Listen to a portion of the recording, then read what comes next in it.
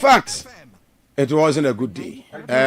Yes, Kwadaso Junase. Kwadaso Junase. What is a big case? You are the bonny in you. Yes, Henry. Mamma Kwama so na mene Bio Prince, a unit committee chairman, Kwadaso Junase electoral area, and Kodin Combo. Kumcha, what do you kind of prayer? Sir Mike, Ezra TV is already. We have a cordial. Sir Mike. Very good.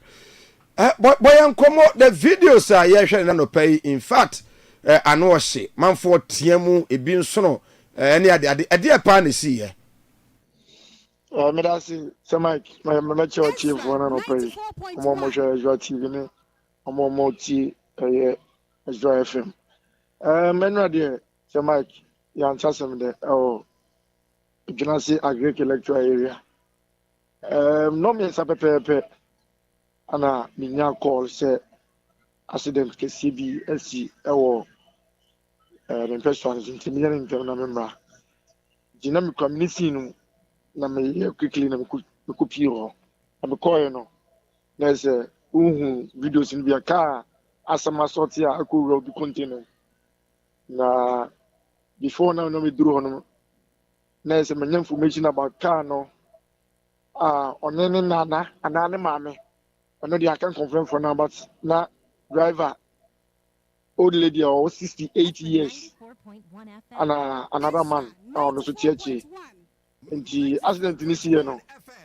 Short drivers now free, Kwadaso Webesian call Mijabino. And about Kujinama information say, Carway, I say, will be Pragia driving mirror. It's the Pragia and HAC. So with that, you know, this are full speed free. Kwadaso Ebesian call a brasso. And I say, or they ever ball another term a 20 questions are contained anymore. No. In the Sena, who can as a sortina a Sakano, and I say, a dear and Ravia 3 o'clock p.m. or a gymnastic and agric in between. Because also on a whole weekend, weekend in the Memphis Agric I've been in one restaurant, I friend N17. There's a driver no essay Pragiano driving mirror no. A trotra, I wasn't Kujano, old Johnny at this speed. And the cocoa ball, a different cam.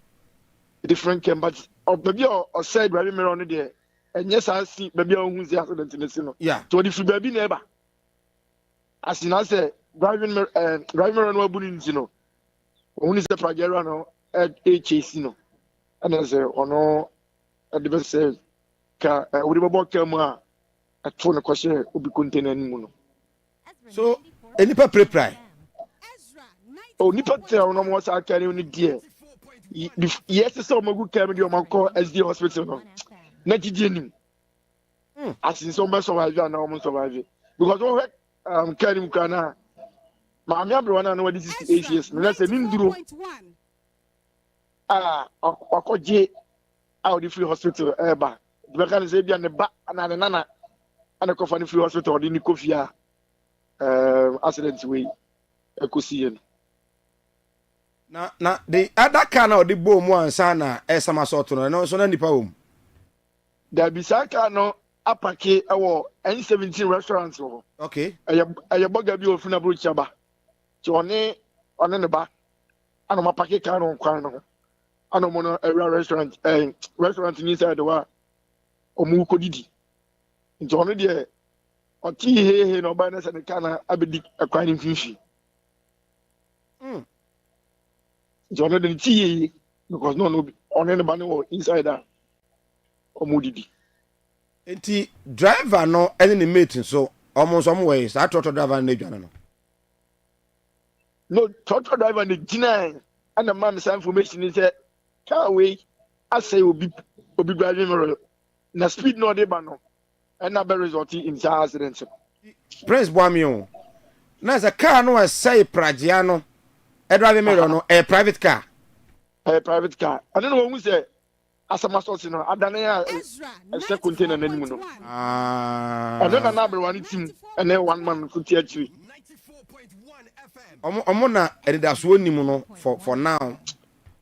Of course, because I am womensa and you mean go pick on the pick up voice be as you are. Yeah. How womensa you go pick up on a chair. You drive them call SD hospital. No. You don't call who any dear. Me follow up because I'm answer no pay. And I come call. But once again for Oma we who survive. Aha, but I ain't even confirm say who are no we. Intiminya a picture of Abrano ID card. Okay. Aha, Jimmy imagine say the mama assemblyman na the electoral area chrono. Na yakuku nim na yakohwe na bushafo. Abusia Ezra TV, Ezra Radio. Anopay yene the unit committee chairman or adwuna say Agric electoral area. Kwadaso municipality. Principal and I didn't come enra accidental is see ewo omo electoral area. Enti honorable what information say after accident this year na pradia owner no so another driver no so no na ohobia na wa nduru okra bi dibinim at one point pradia driver is free car because moment na accident ni sina mi copy e no so driver na man some information no you look around you hu pradia bia. But that stretch of the road no so no drivers no go speed pa. Even irrespective of said na o dwane no still na ho no drivers na mo go speed pa. And then I mean I don't say a second enti so on for so that now speed up they are about to can akoshe baby and the first time accident they is you but police for now said na me tsana wudi kan say shimase bonso na police for ni gina check cars ni but any omuni hobi you name the reason why omuni ho I have a big challenge but it's very unfortunate say and radio hu and disturbing news. Prince arapay ye nase bi ani adaro me be san ba ko bi David be twa to ni say unim say anam omubu be say obi kwa mu hye no na obi so ye dey jinani wo no obi so nkomo ye dey.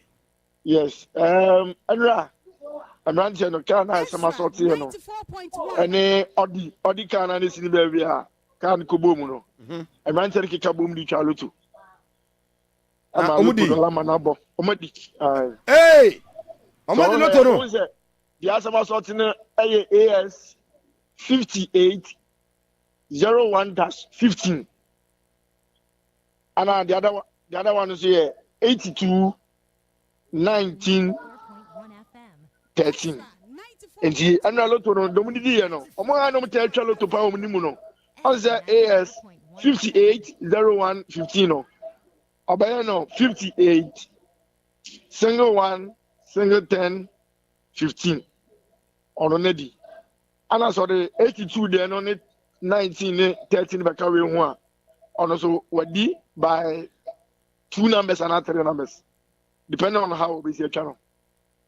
Ade say the prince you see chire mu pa de wanga akra ni mu I mean ni mu ba ni mcha die no wa ntwa bi de Davio and the ball 7 o'clock also ana UTV for na bobo national in lotto no yeah jina amran na minim yes ni pa bibiri abegu ba bia na nyina mostly ani trash boy enyume a sport enti 58 82 no a boy na entiemu bi ba ye area jam minim yes afembuzo om se de na kwaso om se accident na esiye no kana manabo enti oba mikum ana no pa dia ni jem ko na mrante no ewo I see we dey catch them mrante mu di loto nyina se nipa ne bi apra enti omo ska bi mu na afi omo so fa ngongo bo omo mo na no go we enipa 100 e wo krom ha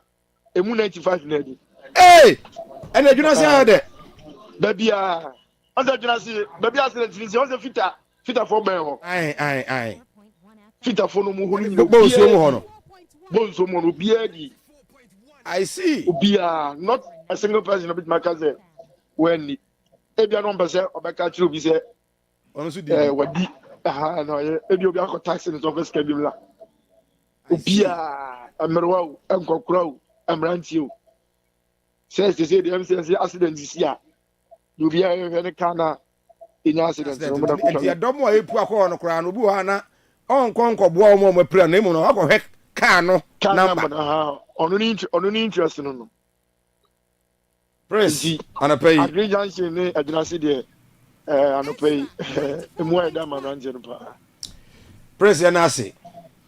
I was your the committee member, Prince View, Kuncha, and I could din Como, and I pay live on Ezra TV, Ezra Radio, on Facebook, Ezra Radio. Very, very sad, pathetic news coming in.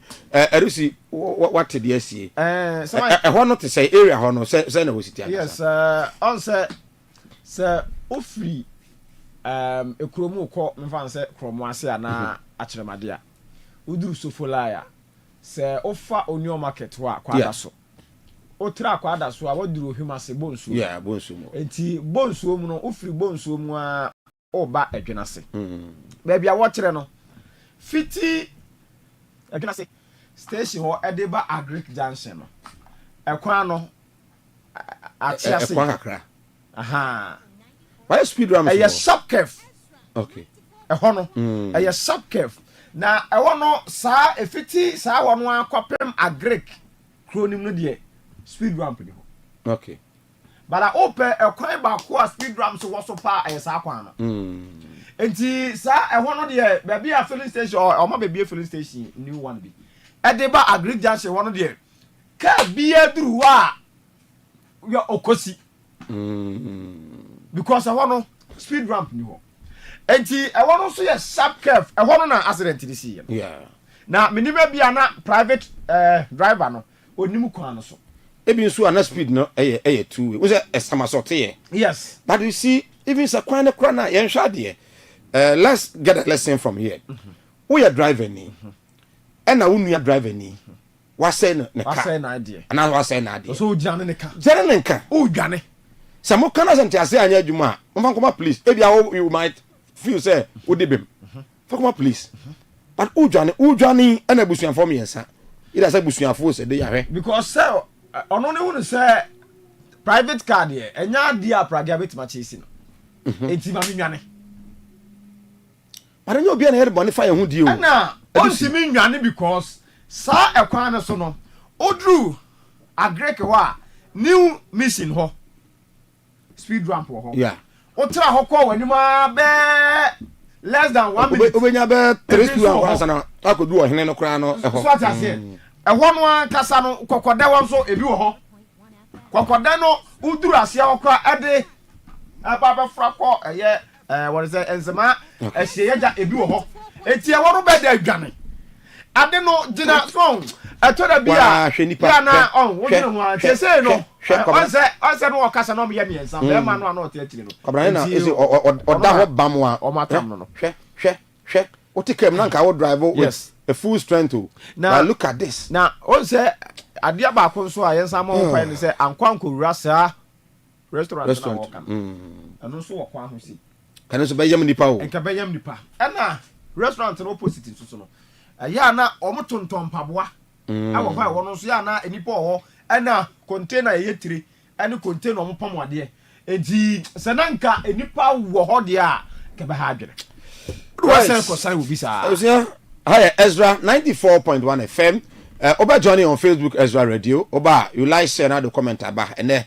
fiada very very sad news but adusi andra finance minister ye boss wa kra ko ba abedi ho nkomo pa ato forcing we so father dey bi ato so say ato aye dey I go so akasa ato akasa o kan say bi father na say ato aye dey na forcing na o say ato forcing all forcing aye say ato forcing pa na say we dey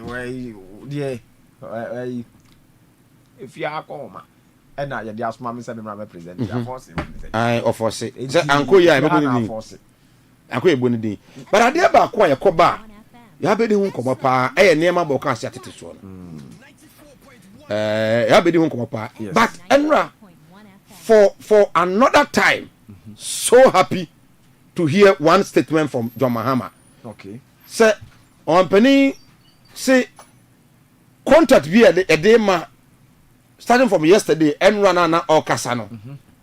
Yen ko $2 view. You see this. Cedis.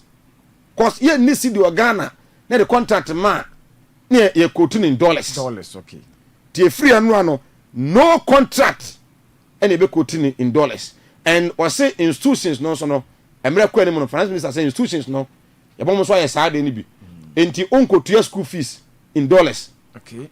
Now in obi eco hotel now in dollars you will not quote any of those we no currency no be in cedis. Enti say obi quote to anya dey. Sir, there are laws. I think I'll get it for you. But Emra Eho. This is Ghana. The act is 206. Emra Eho. This is Ghana. But Emra Eho. Elusi. Emra Kasa Eho Mayenu. Enti. Enra. Mamenka say I was touched. I was touched by. Oh, in fact, Enra. I was very touched. Enra. Finance Minister Bedi. Why are they? Abanos why are they?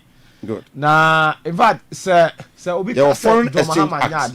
Yeah, foreign exchange act no. Na ya de be adwuma. E be adwuma. If from the central government, all contracts will be quoted in cedis. Oh no, kwankwanu ya obi hotel and now school no. And I was on family na adwuma. You have to. Okay. But acquire boss one there. You come buy be dey nkomo. Acquire no. Ashanti region factor of form. Okay. Aquino. Dualization, bridges, rehabilitation, new roads, 5,166 constituencies across the country. So about 5,000 kilometers of road within 3 years. Okay. But in this 5,000 kilometers of road, no, trust me, Ashanti region will form. There's Ashanti region, you know, yadi kitu bi ni. From pa. So okan swami de ndie. Obo swami. Onyama. Yes. Ba swami nko anya Ashanti region. But say pa die hia ye pa aye no. Because we tafo kwan. Traffic ya etimi che sa tafo kwan ne so. In fact, on there me nko ano. Ono de akwan ya wa ka nyina no. Se oyi akwan ya Omaya swame interchange ni maye ya di beje swame interchange ni de abaya ya ni beje bruta obite bosomtwe onhwe swame interchange ya obite bosomtwe but sa swame interchange bosomtwe na sa wode ya enuane ba Kumasi na ewo se uduru krom koton no be no nwotwe na traffic nti echewa ma okoduru be no ndu a onko ne apon ba mo meto no omko ma yanko ahoma so na yanko nkodi nkomo Enra the minority stage work out from parliament and I'm the petition koye the member of parliament for Kwabere East minua onyina akwasi Jamfie Champon ona botin kan se Mike ni Ezra TV Ezra bi abokode very well. Yenshas free the work out. At the end of Enra, the first time in the history, say media review budget ever. Na the minority can say a free parliament. What happened? Me da say the kan amenchia wati for ne Kwabere East for nyina na also medino ebienu mi bia ekobom onyina champion asi Jamfi. Okay, onyina champion. Onyina champion akwasi Jamfi. Onyina champion e hyphenated. Enti no ekobom. Na de aka ne de obetimi aboni mi. Okay. Na me da say this is not the first time any political party be stage a walkout during a mid-year review. And this is why you be paying. Now so ano nya nunti na ye ka say yensu ye bi. And your walkout was based on anyama mi no. The kan pa ne say near person chere omanfo violence na cause no ya bo amanfo tietia ema ya ase na nso so no abanwe up to now on kan ohwe President Mahama embo ho wa na ekoso ya nhwe na ya mfa ya na ya nsi fomo a ebeduru bebi no Ghana nyina ebeje ensem nti ebe say ekotena wa be budget. But one of the most important issues in our electioneering process is violence. You can say young vigilantism. MPP AD so disbanded omo vigilantes nyina nkofo na eruba bi na omo eboa ma eboa aba ho ban. You see ehia omo bio na 2024 omo de kire ye ni you see the violence is here.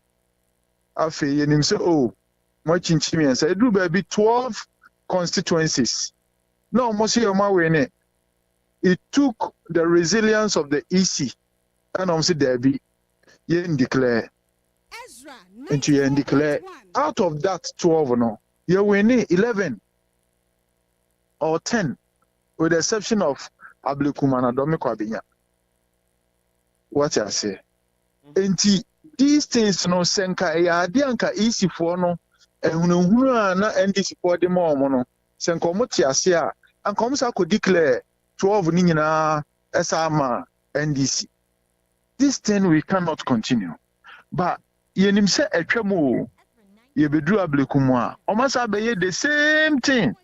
Only 19 polling stations. And you said there be nkrofo no tete niam no mo ye wo kaya 1992 eba. We say o ye koto aba hwen na macho man no omugu Kumasi Ashanti region pa na no mo de ba.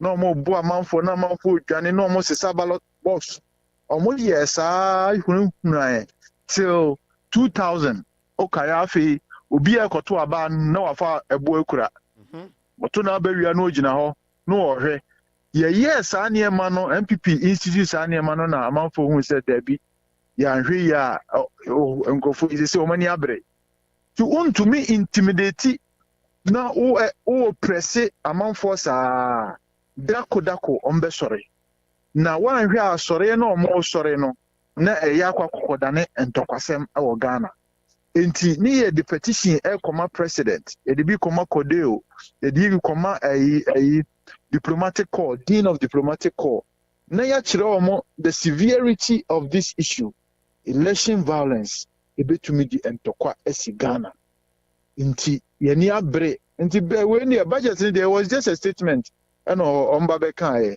when also budget no so na kire o man ye bobre said from now on to say ye be next year mu and I say ending of the year no e be see aboy ho akompa e de afri na nka muntimi entwen say ye ntie budget ni nwie ni wi a embre foforo mu no yakoye this petition we say strike when the iron is hot and then you say you choose your time ye pa time one ebema Ghana for nyina ani aiden abaye so enye say yen kan bio ya kan on the floor of parliament still president an kan ho hwe ya press conference president an kan ho hwe nti say ye bibi a enamra kwan so na ejina attention na Ghana for nyina so hu say because ebia obi ye kan of parliament obi ante ebia ye press conference obi ante budget dey te say dey wo kan obi eti ye bibi during the budget process review process said ye be ya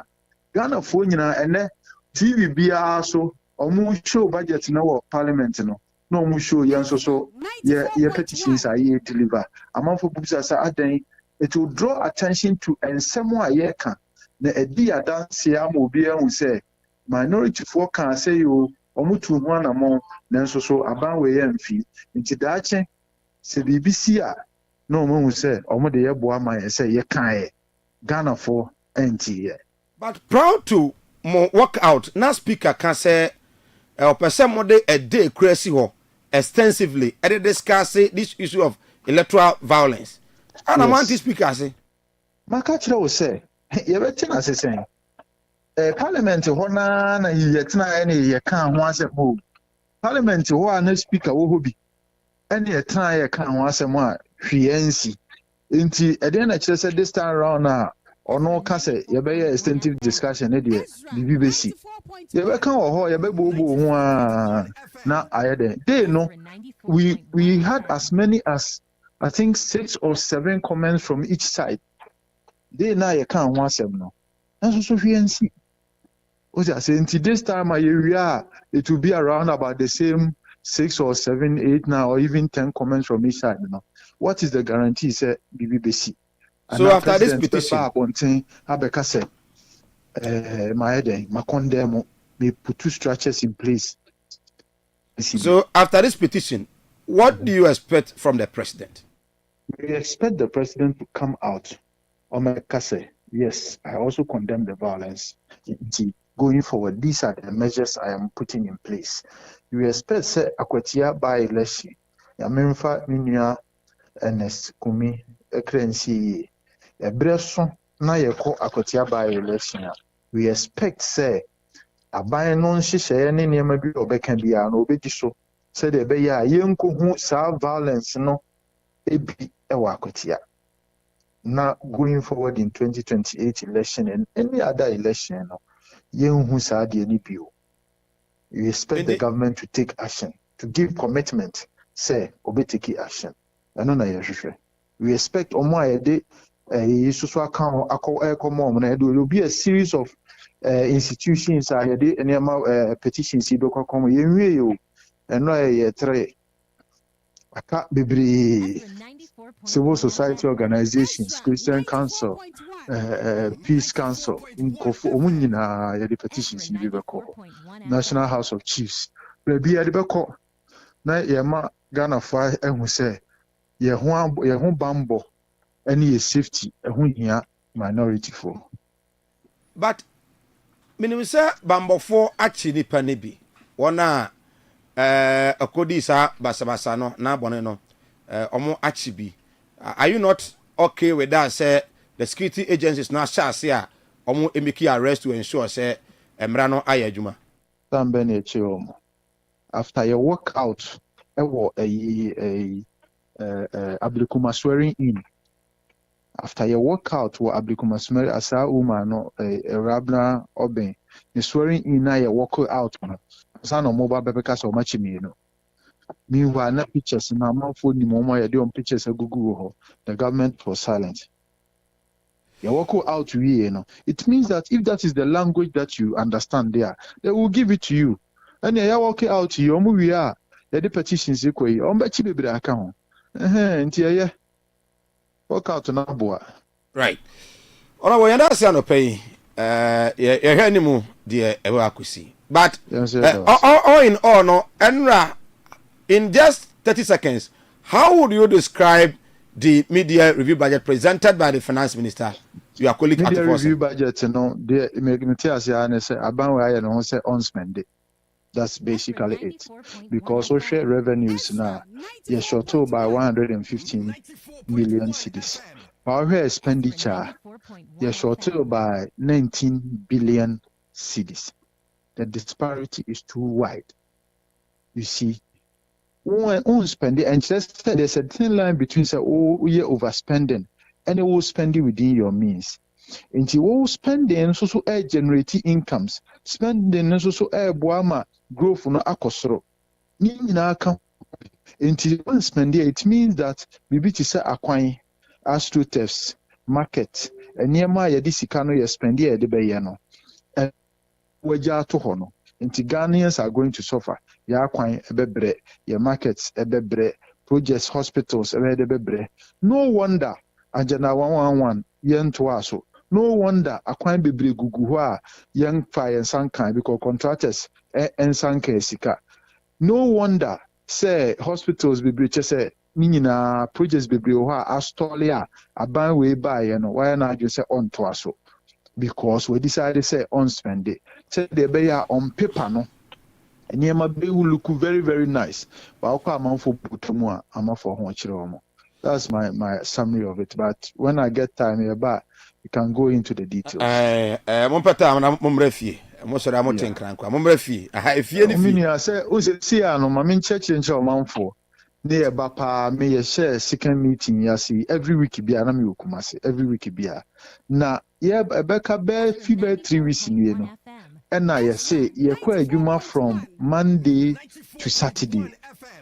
Oh, enti Monday Saturday enti da odi beje wo home ye Sunday. All right. Titan ben na odi be travel be Kumasi aba be engage na enti ni ye sra mo duru sa na mo frefre ye say ya no be boa yen. Okay. Aha na ye tumi edi nkomo. Right. But enche ye be recess next week ye be rise. Ti ye be fiama nkomodi na koso. Right. MP on pay ye near T for any Kwabri is for Edase. Enso no da wasipi. Right. I was the member of parliament for Kwabri East constituency in the Ashanti region. Unyina a champion akwasi Jenfi and na akodin komo. A passport for them repa. Jude Atnasiano pay sent akwaba. Jama mejoso. Nyame adom. Enra. Me tie budget no media review no. Sports for mu de muti bi de. Oh, is a MP budget no mo ya sports no.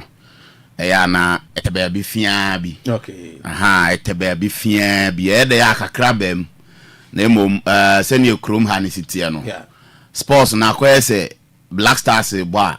Enu tina me fa campaign bi to me ho so since day one I started man bo e Morocco maka ho asem sa abesi ne ene omu bo third place o okay omu kwaje bronze omu timi she South African ba krom hadin enti sports ne the Black Stars nko a say ye Black Stars ne wo competition AFCON ene wadru semi final abo akobo third place a ken ranka parliament ko bi a she Black Stars this you what is it?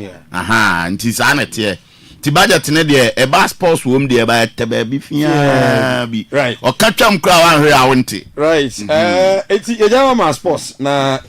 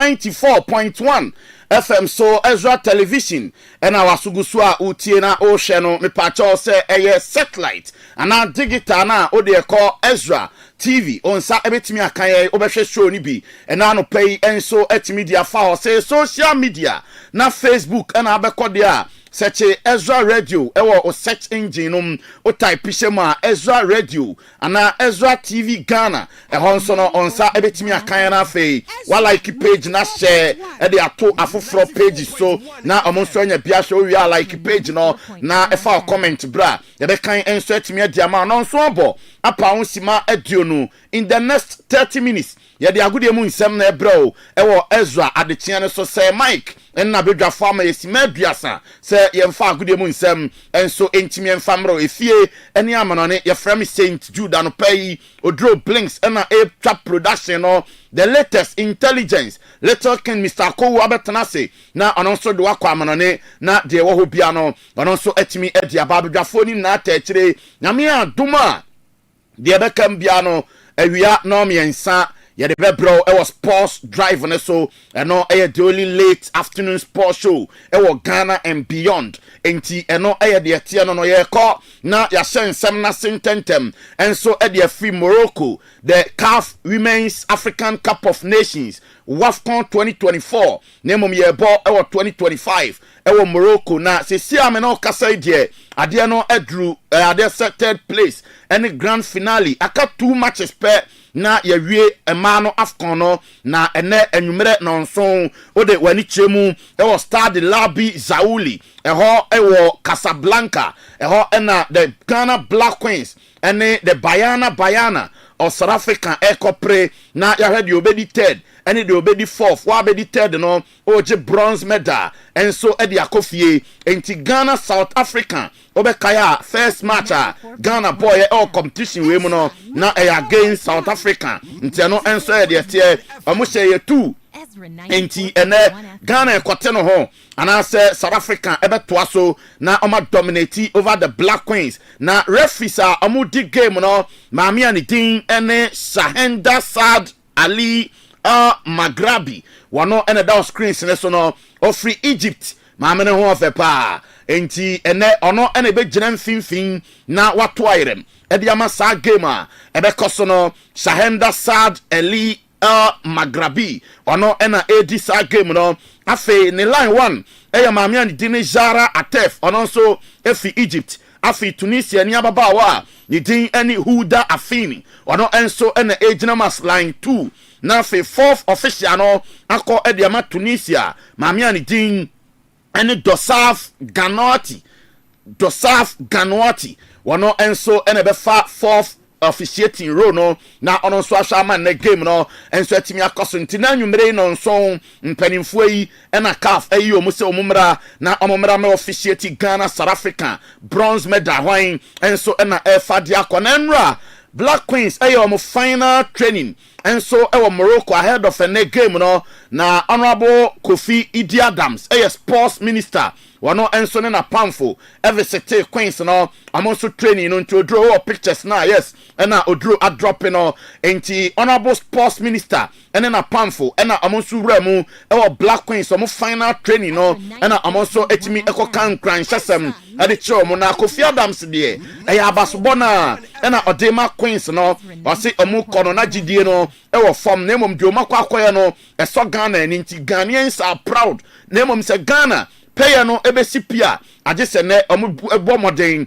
na omo etimi je bronze no enso etimi de ba na afie ma won mpa omo ko ne nsapan na omo ba fie no omo de bibi enso etimi aba enti honorable sports minister honorable Kofi Idi Adams one na pamfo na enra omo suru emu a omo kokodi nkomo enso ekire ma na fei odro ye ni nkomo coach na friend say Kim Las Jokere no openino Ghana Black Queens coach na also the same P na atudwa o se ono no say die ohun say Ghana team no they are on track if say amukọ tournament no na gidie nhyedanim nanso say ye can top 4 African teams ewo mano national teams no ma Ghana enso eka ho if say omakọ akodru semi-finals enti top 4 teams in Africa currently Ghana eka ho enti on the ohunu say Ghana emano they are on track yentie Kim Las ninsama and also ede etu.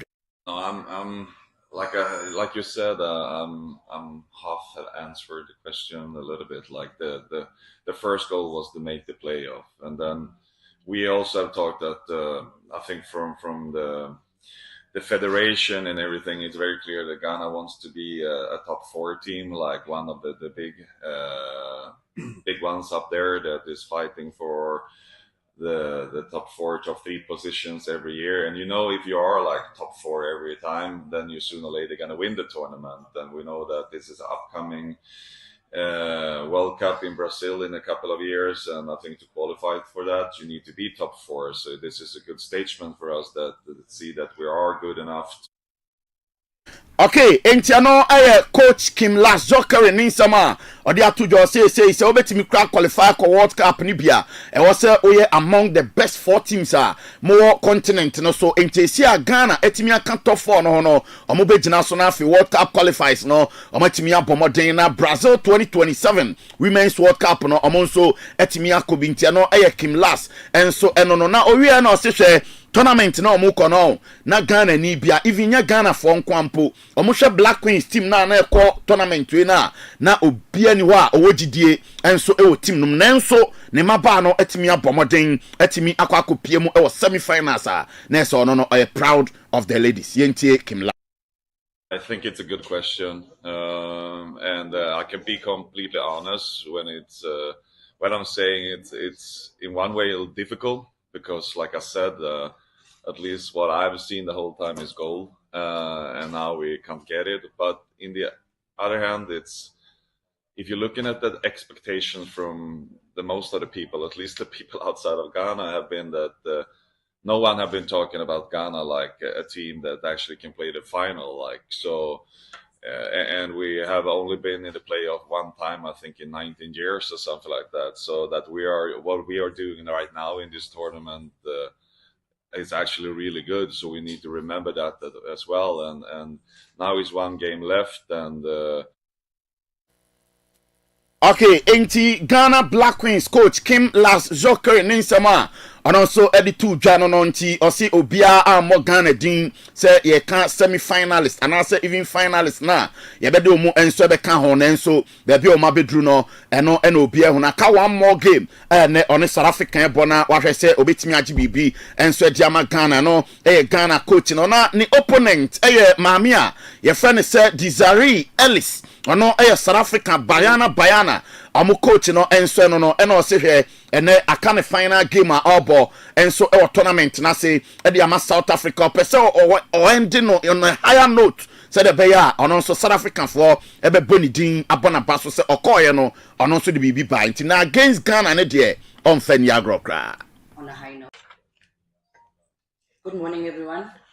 Obviously the ambition was to get to the final and go back to back, and a bit of disappointment in not reaching it, but we still have a game to play, and we want to end on a high note,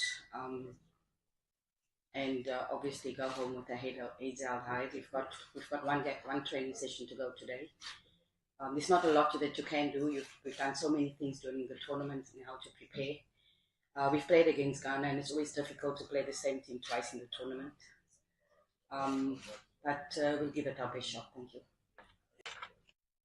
Okay, enti mami ani din any Desiree Ellis and also ensama or the atujwa enso no say very difficult to play one team in 2 matches e was same tournament enti one Ghana edi kan bo wahye no enti sebe o tena ho ma osan hye obi ma na se ebe dene enso de ama Ghana enti osi game ne de eno ano be hye na mum opese o ending on a higher note no e Desiree Ellis South African amu coach no enso na fe chairman eti mami a ye friend say linear adi no they say on also Ghana kopie mo semis no maame no wakasa pa or your former executive committee member at the Black Star and I said the Ghana Football Association na eno ena maame linear adi say she abrana maame friend say Nora Hotel coach Black Queens no na hype ne wasoro na say over hype no na yesoso maame ne so ne ade enti ase ama Ghana fan say da nya gidie amfa ma opani friend say Kim last no na enso Kim last no masa o compare adwuma oye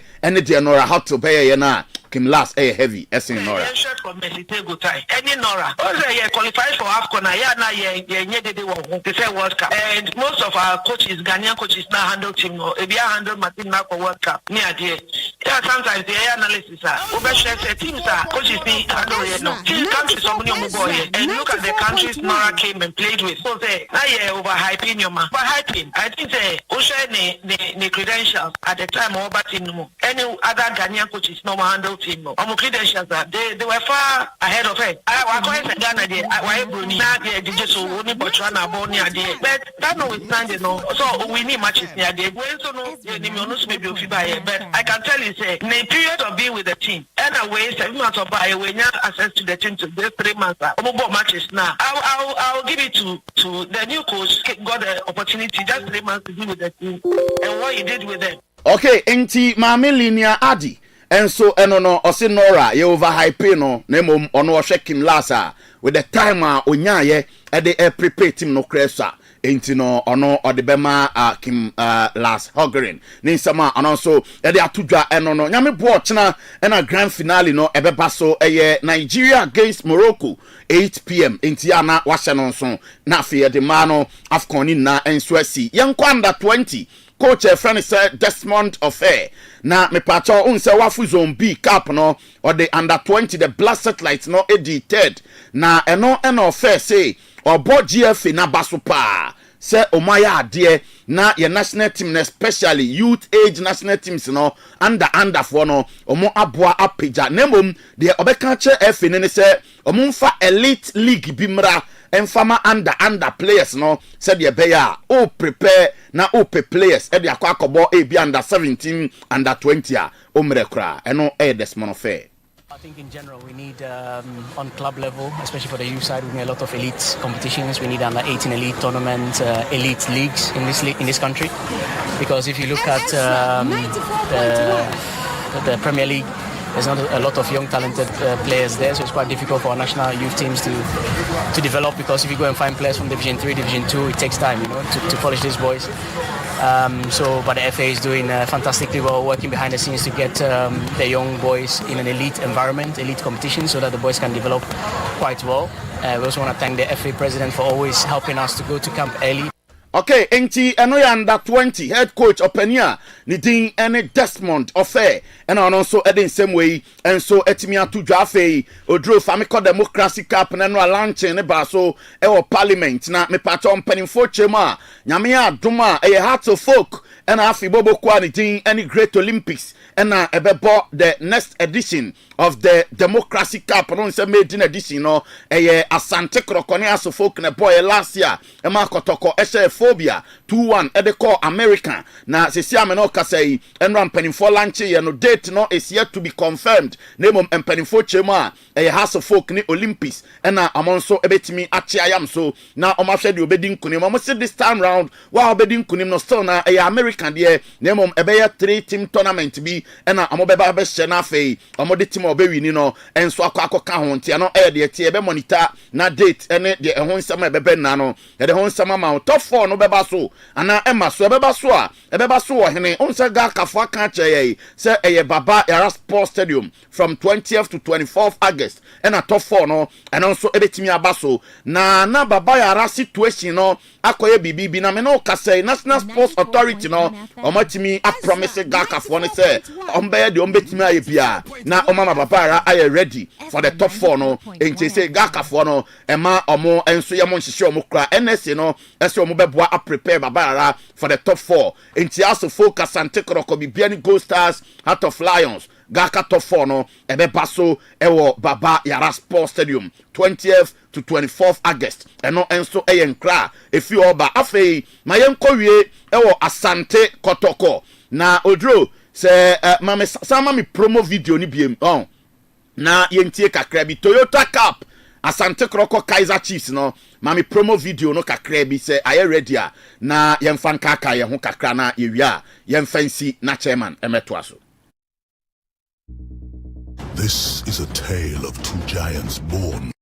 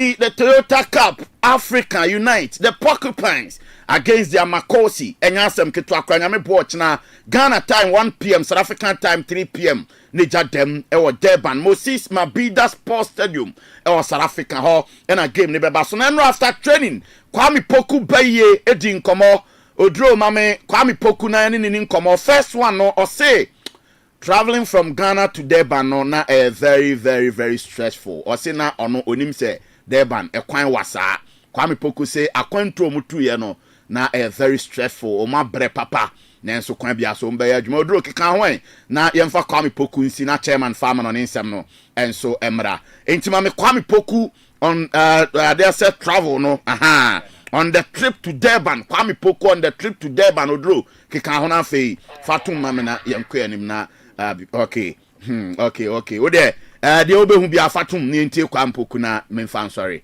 odro they are ready bia o de fatum Kwame edi nkomo bebre but before we give thanks to Almighty God for making today a successful day for us, the trip was very, very stressful because we didn't know Durban is a very long distance.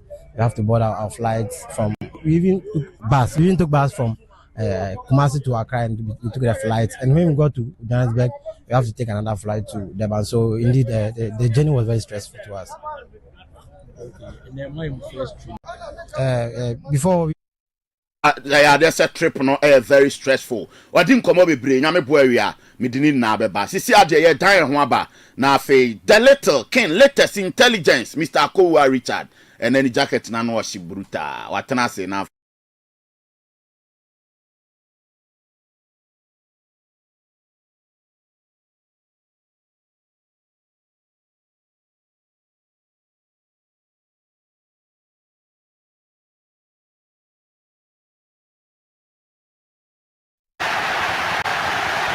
The 20-year-old kid from Colombia has just lit up Villa Park with a world-class finish against Bayern Munich.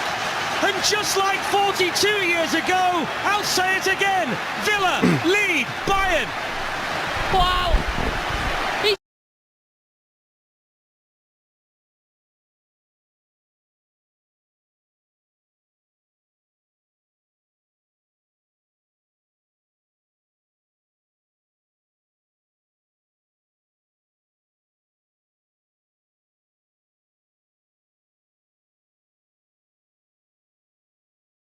Ezra Ditchia and someone toss when you're some Katoka. Mamma come Manchester United, Bobo Kuram Mamma Bronte for the only workers for Sakai, Araba Aston Villa Bobokono, and I'm a catcher of Manchester United Bobokono, or man making official contact with Aston Villa Bobokono, Bobo Bronte for the only workers. Woman to attack on Amaneho, about to from Manchester United Bobokono. Now, the Aston Villa Bobokone purchase a 60 million pounds.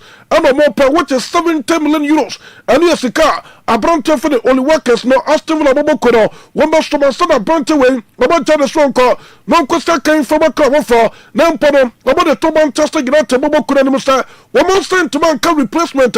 And now there's a Bronte for the only workers. One man to Bronte the strong corner from Kosakai and from a club for Omo Patches. He is not for sale. Just almost said to make a replacement. No, and I'm Patchaman Saka reported on Pamesaka Patches.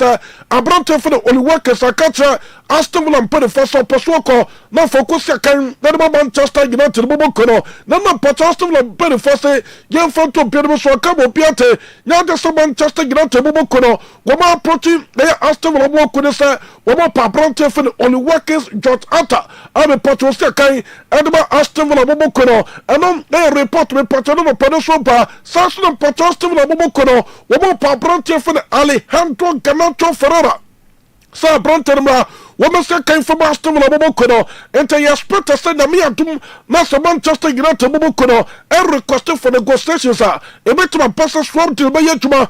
I'm a Bronte the tea and Alejandro Ganacho Ferrara. Uncle Kusaka de Aston Villa. Mafa Bronte for the only workers of the Sakai and so to Manchester United Bobokono. Mafe Manchester United Bobokono. That's a Jessica Piso and the Aston Villa Bobokono and reported on a Panasopa. Yeah, which must go to Mabusha for me patro me confirm to boss Manchester United Bobokono omo approach Aston Villa Bobokono for Bronte for Damien Emiliano Dibu Martinez Romero Tono Feno Dibu Martinez only a goalkeeper say Kadaba Aston Villa some Omo Brantford on a loan deal Woman came from Manchester United Bobokono Aston Villa Bobokono Sagbede Nande so bejatum Ama Brantford Emi Martinez Akoko say came to Manchester United Bobokono today report me patrono pay and also Baba me Chelsea Bobokono a Brantford Kenan yeah this also a pro say Kadaba Juve Chelsea put a for Pomode Koya what would the 55 million pounds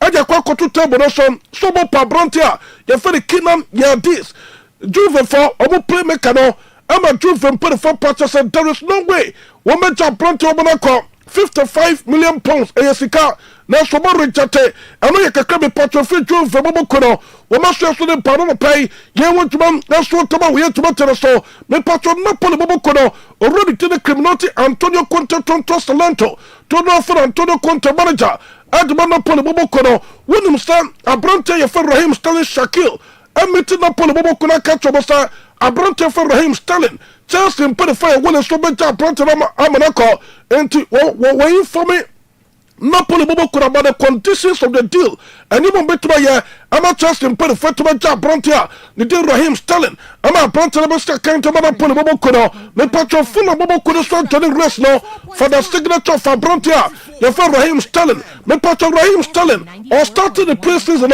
at Chapa since Abrante was so above from and to also to be getting Yamasada Bear na me atuma the next opportunity piano obetu dia convince to piano be piano to makwe and then I'm Abrante for Raheem Sterling Shaquille me patron Chelsea bobo kono sika wo body come against Amsterdam bobo kono for Abrante ya for Jordan Hato me patron yes Amsterdam bobo kono ma rejate bobo purchase sika na Chelsea put the front up on a fear to start manum and I just met to Manchatum according to report I don't pay me say can purchase yes Amsterdam bobo kono in a counter proposal woman the Chelsea put the Fosika bobo pentometia and for my yes Amsterdam bobo kono for Abrante for Jordan Hato me patron defender no me say kai also informa Chelsea bobo kono mame Abrante for Javi Simons Quintin say also a pro say kai adaba RB Live bobo kono also my catch Chelsea bobo kono goswa woman team Kwadaso the player already to the Javi Simons mame say kai and them Chelsea bobo kono and no patron couldn't report and no Pemeseka purchase Leipzig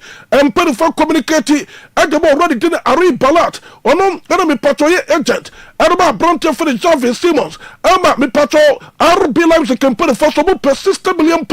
I know Yesika when some instead of to make Abrante the thing also any Javi Simons ama Abrante call ama me patron sa catch Chelsea put the first say Chelsea put the fund already $60 million wo betua there is no way some lives bobo kono make Abrante for the Javi Simons Quintin Shea ama Abrante be say kind dem Chelsea bobo kono say Chelsea bobo kono bobo to Abrante for the Javi Simons Jordan Hato yeah me patron decision ba ko meteki ayo mo goalkeeping understand what the new goalkeeper member and also maintaining the same goalkeeper. Now, mon patron Chelsea bobo kono AUSR deals where we are. And then there's so better player PBO. Now, mon the Chelsea bobo kono akko transfer market so akko to another player. Aya Abrante for the Christopher and also Abrante for the Christopher and Nkuku. And for ready to Nicolas Jackson. So two players Nikwa. Chelsea bobo kono akko transfer market so akko to another striker Napa. Nothing. No straight to be kind to Chelsea bobo kono. And today can free Chelsea bobo kono master here. And so the Pameko ask na bobo kono already to the Victor Jokeras report and on the play. Menseka purchase ask them put it for what must is almost schedule. Now come on fly Abrante no Edna Singapore. I'm a cook with the medicals. I cannot ask the bobo kono. Ask them put the first so much. Almost Abrante for the Victor Jokeras the free Nako obeying the medicals. Don't ask the bobo kono London. Oh yeah, no already to the Antwerp Beta Sporting Toronto. I don't ask the bobo kono fly Echo Singapore. Now Abrante no started the pre-season.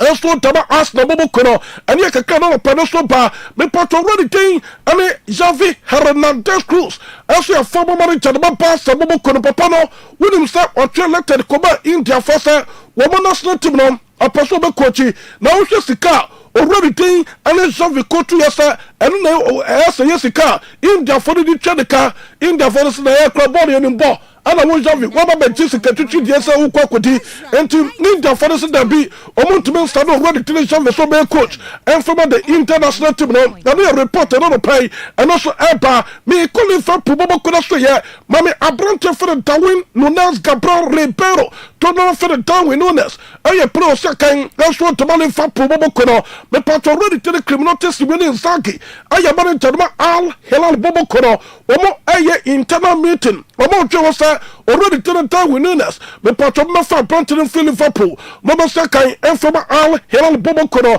me part report no problem second part say Liverpool bobo kuna betume demand 70 million pounds and said abrante the thing anytime we know this omo ja abrante the strong cost of Arabia now no go second from Al Hilal bobo kuna internet report and no problem second ye want to na so to we to tell so me part of the tell say me could you cash ignorant bobo kuna store they are preparing a bid for abrante the thing you on visa the Democratic Republic of Congo International or second pay for bobo kuna and team the better person bet me the 30-40 million pounds at the pay for bobo kuna can 1 year contract as for control the was saying at the pay for bobo kuna and take a crap and no person pana whatever me pato Newcastle ignorant bobo kuna reported intelligence no public report say woman contact RB Lives bobo kuna mania almost about Pabronte for the Benjamin Sesko sa abrante de besia kai eso from Newcastle ignorant bobo kuna only player already today how identify the say obetuma replace already today Lazada is stuck eso that what Liverpool bobo kuna say e wa Newcastle ignorant bobo kuna say yeah am replace to bobo kuna Newcastle ignorant bobo kuna na abrante for the Lazada is stuck e can once no me patro yes and the Liverpool bobo Liverpool supporters already to the Lazada Isaac is ready for Liverpool. Now me patch couldn't to report no problem second part say Liverpool bobo ready to make a British transfer record to bring in a Brontia. Your father Lazada Isaac Newcastle United bobo up at 150 million pounds. Now so Liverpool put the four parts say 130 million pounds. According to report, I don't know problem second part say enter me patch free and equipment next week no Liverpool bobo kono at the official bid at the moment Newcastle United bobo kono say obo Pabronte for the Lazada Isaac nanka Newcastle United bobo kono there obo pasa ka Pabronte to so nanka bosia kadaba Newcastle United bobo kono Pabronte demanded 300,000 pounds every Friday and no na kwe to be kodeba Newcastle United bobo kono and according to report I don't know problem second part say obo per replacement the Pabronte your father Lazada Isaac e komere sister Pabronte na Newcastle United bobo kono wo mo kwacho mo na be piaso to makoe enso taba Newcastle United bobo kono abrante fene Heavy Elliott me patron Liverpool put the form that the 50 million pounds and a got to abrante the so abrante so person Liverpool put the forecast now for betting kono e we say na me atuma e komere so World Cup the nemu players also between kai and the English national team now I was set to make a call up into Busa already to na master say and a slot woman the people to stay I will live for bobo kudamon so obi at the 50 million pounds the bar Liverpool put the former tie abrante fena Heavy Elliott abrante the soccer now for them straight to make to live for bobo kono and team na dey ka be patron no pano so ba abrante for the Benjamin Mendy and also abrante for the Felon Mendy I was say kind to bar young man to bobo kono Real put the first of ye abrante one put the baby for uncle Uncle second from a crowd for already to the champion also say or pastor Bronte for the from Garcia Este and for Bronte for the tennis and players almost no more man also and from a game to Bobo Kudamum already to the filament the better the coin and for Gonzalo Garcia Torres what catch him for the first crano man in Cubia obeste or real man to Bobo Kudumo no man patrol real man to put the first idea Obahu and it's a Bronte you for Rodrigo Henan Cascante from Man City no woman said to me Bronte the best e wo Man City bobo kunum wo mato abrante no na take kopim say ne contract the best for cry wo be say kan to bar gelman to bobo kuno the only player gelman to play for focus no one so I abrante for the prime Konate o say kan na so to man for bobo kuno already to one porter say kwambia so I was say paso no bobo kuno o mo returning to Estadio Caminesa wo musu kasam e be koso say already to the Stratford asom that way the first training at the amapa bobo kuno into one pictures Netego live for the court super Mercantile 94.1 FM setting the pen for Antas to follow the Miatuma area Yatsasia all this and more will be cropping up on the show live in the content Super Mercantile 94.1 FM. Uko Facebook this one, Ezra Radio. No promoter for the share. Now to message number. We will Cristiano Ronaldo dos Santos Aveiro El Temporanosa Rapido Burkina El Bito Mosha from the 2010-2011 season. Ekopim 2014-2015 season, Ronaldo for 171 games, also 199 goals, 58 assists, 26 hat-tricks, and after 15 free-kick goals. And we are brought for the Cristiano Ronaldo, the greatest of all time. What the baby now? And we are Yatansia. Why you are brought for the Jude Bellingham? Or Kotia support the street mo? Aquaniswan Kodare, Aquaniswan Rone Sada. Hey! Mina Jude Bellingham Antiamino also Nyare all Rodesa and Tasia. All this and more will be cropping up on the show. Reverend Kofi Santi Enin and Mr. Mike continues. Yeah, come on. Ezra. Very, very sad, pathetic news coming in. I do see what did you see? I want not to say area honor. Say no, yes, on sir. Ofri ekromu ko mfa nse kromwase ana akyeremade a uduru sofolaya se ofa onio market ho a Kwadaso otra Kwadaso a waduru ohwimase bonsu bonsu mo enti bonsu mu no ofri bonsu mu a oba edwenase ba bia wo kyere no fiti edwenase station ho edeba agric junction no ekwan no atiase ekwan kakra aha. Why speed ram? A sharp curve. Okay. A hono. A sharp curve. Na I want no sa efiti sa wonu akwapem agric kronim no de speed ramp ni ho. Okay. But I open a kwan ba ko speed ramp so woso pa e sa kwan no. Enti sa e hono de baby a filling station or ma baby a filling station new one bi. E de ba agric junction hono de ka bi aduru wa yo okosi. Because I want to speed ramp ni ho. Enti I want to see a sharp curve. I want na accident ni see. Yeah. Na minima bia na private driver no onimu kwan no so. Ebi nso ana speed no eh two way. We say esamasote here. Yes. But you see even sa kwan na kwan na yen hwa de. Let's get a lesson from here. Who you driving ni? And na who you driving ni? What say no ne car? What say na idea? And what say na idea? So jane ne car. Jane ne car. O jane. Some kind of ase anya adwuma come please maybe you might feel say odebem come please but udwane na busuanfo me yensa ida say busuanfo say dey ahwe because say ono ne hu say private car dey enya ade a pragia betima chesi no enti ma menwane but enyo bia na head money fire hu die o na onti menwane because sa ekwan no so no odru agrek wa new mission ho speed ramp ho. Yeah. Otra hokọ wanima be less than 1 minute. Obenya be 3 2 kasa na akodu ohene no kra no eho. So atase. Eho no ankasa no kokoda won so ebi wo ho. Kokoda no uduru ase hokọ ade ababa frako eye what is it enzema ehye yaja ebi wo ho. Eti eho no be da adwane.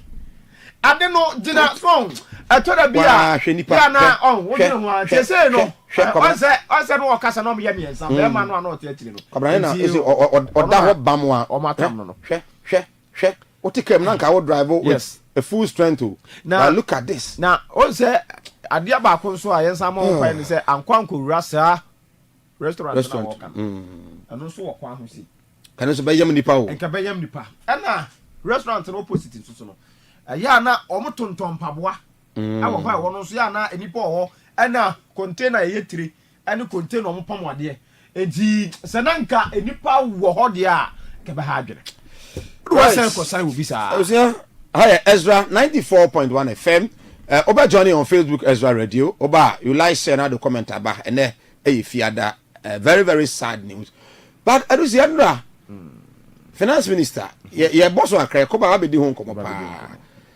ato forcing so father dey bi ato so say ato aye dey I go so akasa ato akasa o kan say bi father na say ato aye dey na forcing na o say ato forcing all forcing ai say ato forcing pa na say we dey if you are coma. And now you ask Mammy Sam represent. I offer say, Uncle, yeah, I'm forcing. Uncle Bundy. But I dare back quite a coba. You have been home come up, eh, near my bocas at it one. You have been home come up, but Enra for another time, so happy to hear one statement from John Mahama. Okay. Say, on penny, say, contract via a day ma. Starting from yesterday, Enra na or Casano. Young $2 view. A cities. Cause ye ni city or Ghana, na the contract man near ye $2. Okay. The free and run no contract any be $2. And was say institutions no so no.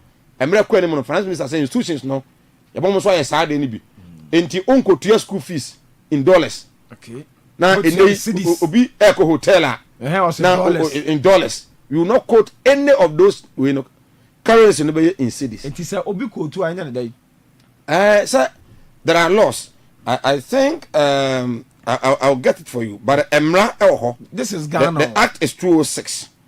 Emra Elho. This is Ghana by Emra Elho. Elusi. Emra Kasa Elho Mayenmo. Enti Enra. Mamenka say I was touched by. Oh, in fact, Enra, I was very, very touched. Enra, Finance Minister Bedi, why are they? Abanos, why are they? Good. Now, in fact, sir, Obi, there was foreign exchange act. Yeah, foreign exchange act no. Now, you the Bayer Juma. If from the central government.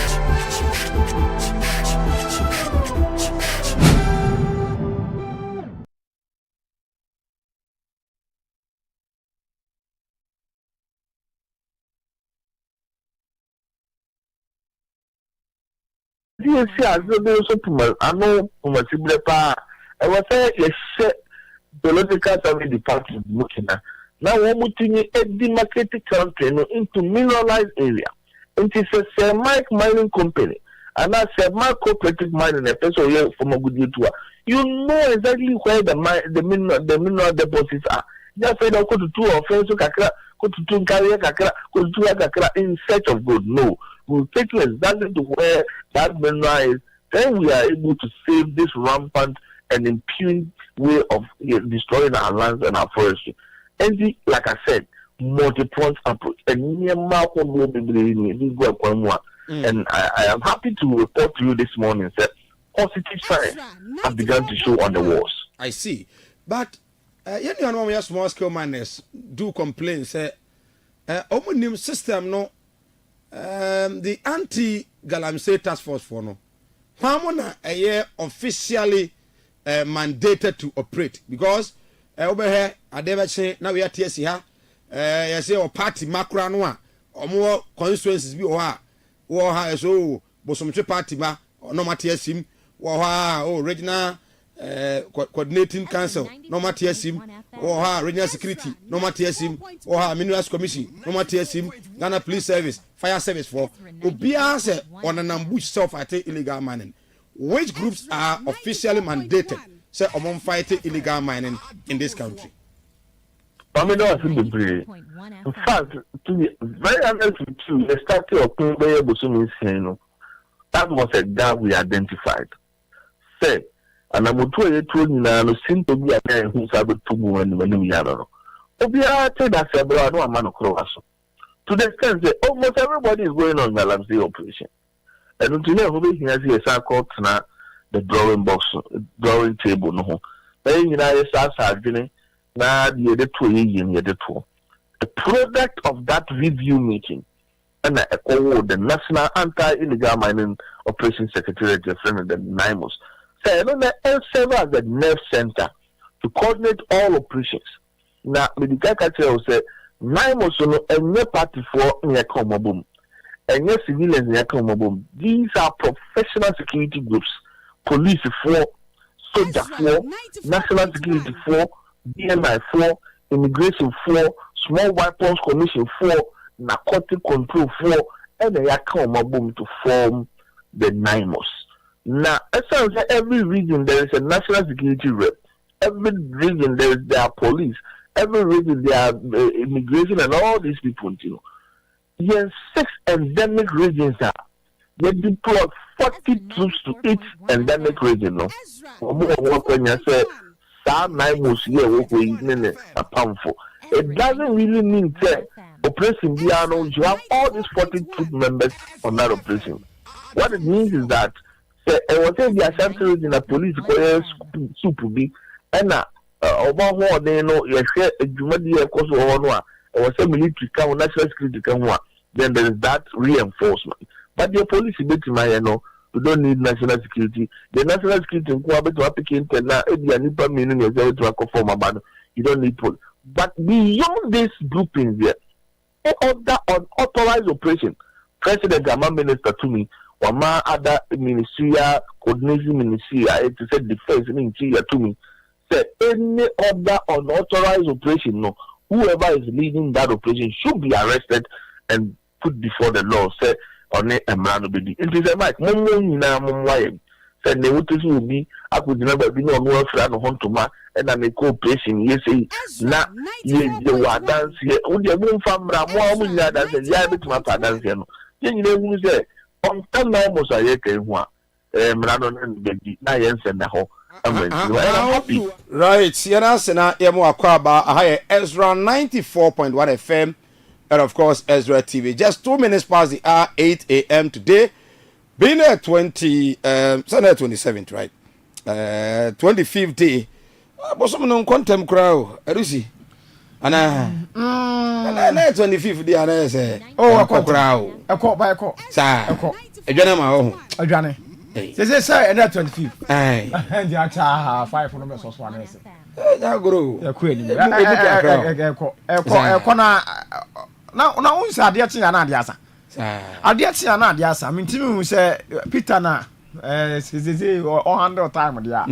Peter represented them, so only 2 years on. Or no, some mine or Oniku Kunti or no 100 time ready about contempt. I see. About contempt. But 14 days no go so koso. House of Ezra. Yes. 14 days. And now watch night koso. Yes. And then so by watch night. Yes. Na ya wie kwasiada nti fasting and prayers eguso ye nyina eguso ye bia nti na mi hu ekoli ba ko na odidi na eguso say na wo fasting no wa na so wo ne ho mfa no eni nti na odidi ode no maduro okay nti o kan sa na mu say nka report no nti na say wo de no maduro dia nyame ya we na metie so ode no maduro dia yes na wo say so for oduro kan sembi o se o yare o se ono no yare okọ hospital okay to so yare and o yare o so at least so o ye hu mu de no na ye hu mu ne de so nti hu fa o de a o se na okoto aduro na ase am oduro se no mu a okay didi na fa no na koso abom paye no nyame te ase wo kwan nyina so okay so House of Ezra ne watch night no be koso anwumre bia wo bia no ya sonoma son kwanta ho na onyame difo the apostle Kofi Amponsa edi animu na onyame ma invara dance a eba no ano wo se pa na menyamwa nyamwa vi se ukọ Pentecost mu ukọ Assemblies of God mu ukọ baptism mu sofu bia no a wa fa mu pen no wo hye nyame de ne ye adwuma nyame nim de ode ne ye na ono no ene ompe ne ho anya ne ho amfa nko ye hwe eti enwosra no na wasa ye nso no ye betape ye de etape bi eno a enwosra no a so nyame wo de obi ye betra ye beka nsam wo ekoso ye de manfo nsam de ye kaka mo anya sa amanfo nsam de ye kaka eno a no ti makosu ba wase makosem nti obi na kosem ba no aboa no na nipa kro no so sa nso na honhom ne honamani nso no obi a woni odifo bia no problem se e wo se obi a wonya spiritual fa so se woni uye onipa na wo koso abrabom na woni odifo bia o so woni obi a odi man so ya obedi ediama udifo ya ono bedi ama wo so enti uni bia wo problem enframa babo atwene sa tete enti a House of Ezra na enanwumre no pabokase no ekoso papa and mama ye che omo na bia legend obi anso no say mama tie for the update of Sokoban Wood Village. Okay. On Tuesday, and yeah, story Sokoban Wood Village. Okay. Tuesday no ano na mpanimfo mo Kumasi. Omo Forest Commission for a frɛ Sokoban for no mo hia ye. Wednesday omo san no mo san hia bio. And Tuesday na nwumre na Forest Commission CEO share ma omo de letter ebre Sokoban nuafo ne sɛ omo behia omo ne won kran. Okay. Omo mra na omo nkotena se. Na omo empe issues na aba no omo pumasi bre. Okay. The legend di kan. Okay. Ama the legend de koye won kran nyina no. Okay. Wasan so adwene Sokobanfo no ho. Okay. Akodidi nkomo. Enti ene won kran ho. Won kran. Okay. Enti ene the Sokoban Wood Village for anopai as at 7:30 no mo achimota. Okay. Omo won kran. Omo won kran. Omo meet the legend around 9 a.m. Okay. Na omo ne Edona Bakofi Asantini. Akosia the Forestry Commission CEO. Okay. We say omba mo ka say asam ne de ba Israel a yes I offer ya kan ye na na twa wo ye di asam na chi ama na ye dey ama na wie say de na ma kosu so na makosam. Okay. Enti as we speak at 9 a.m. Sokoban Wood Village for no Asia Edona Bakofi Asantini Reverend won kran ho na makosia CEO exactly 10 CEO and one more meeting. Okay. And trust me you say Osafo inside no yes anete Osafo yeah I do ho de but among the media houses so okay because say omo cover we know it is Ezra and the kan yampani and panifo tia panifo ato inside nei duanaba ene omo kosia the CEO it by Monday the outcome of it ni na no the matter for so etumi so ko ba nuafo nyina no mon kama kuma ntum yam obia mfa so okrom ha the right thing must be done and one no obia any problem bia right thing on ebe now young rem to the budget anra menim dia wutie ye de bara one honorable nyina kasai yes mama take akra ho yo okay dia metie nyina no say enra o say time budget ne ba na omo so koye dey omo the petition ekoma the president SSA issues me you issues there galamsey and I feel so no electoral violence na enra they were 87 who me 88 and kumia film and I pay one MP catch them and say 88 ni ano were represented because NS Kumi spirit now the all MPs the 87 na omnyina na a petition ko enra yeah baba bo oman ne ho bra oman na kon homa de ye die ni de ye no ya baba kenkan no o de galamsey petition kwa akoma president wa free parliament edu se na so oman no ho bra ni bia de na ye oman no ho bra galamsey kum krofo galamsey ha oman no enye worse of even than this one na MPP was one galamsey ne ni ho brado do say na ya budget a MPP o mo free brasebe dwam se de petition kwa you see brasebe dwam no mo wo no o se o mo te ase se yei me asantema poni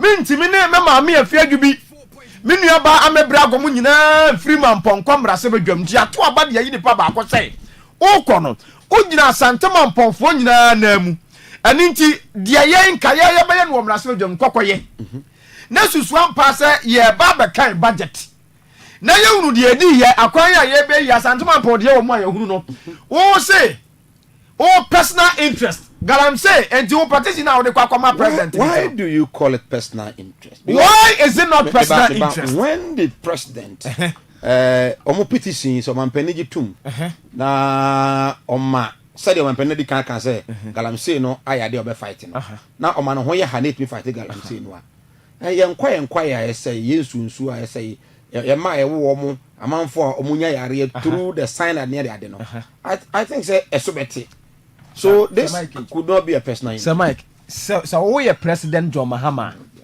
So we are President John Mahama. And I want to so and say ya ka galamsey asem na ye bo bi ntansa ya de bo NDC mpanimfo ne Mahama. It was say we are President John Mahama. So would you sit down for NPP to advise you before you fight against galamsey? It's never done wo baby ah.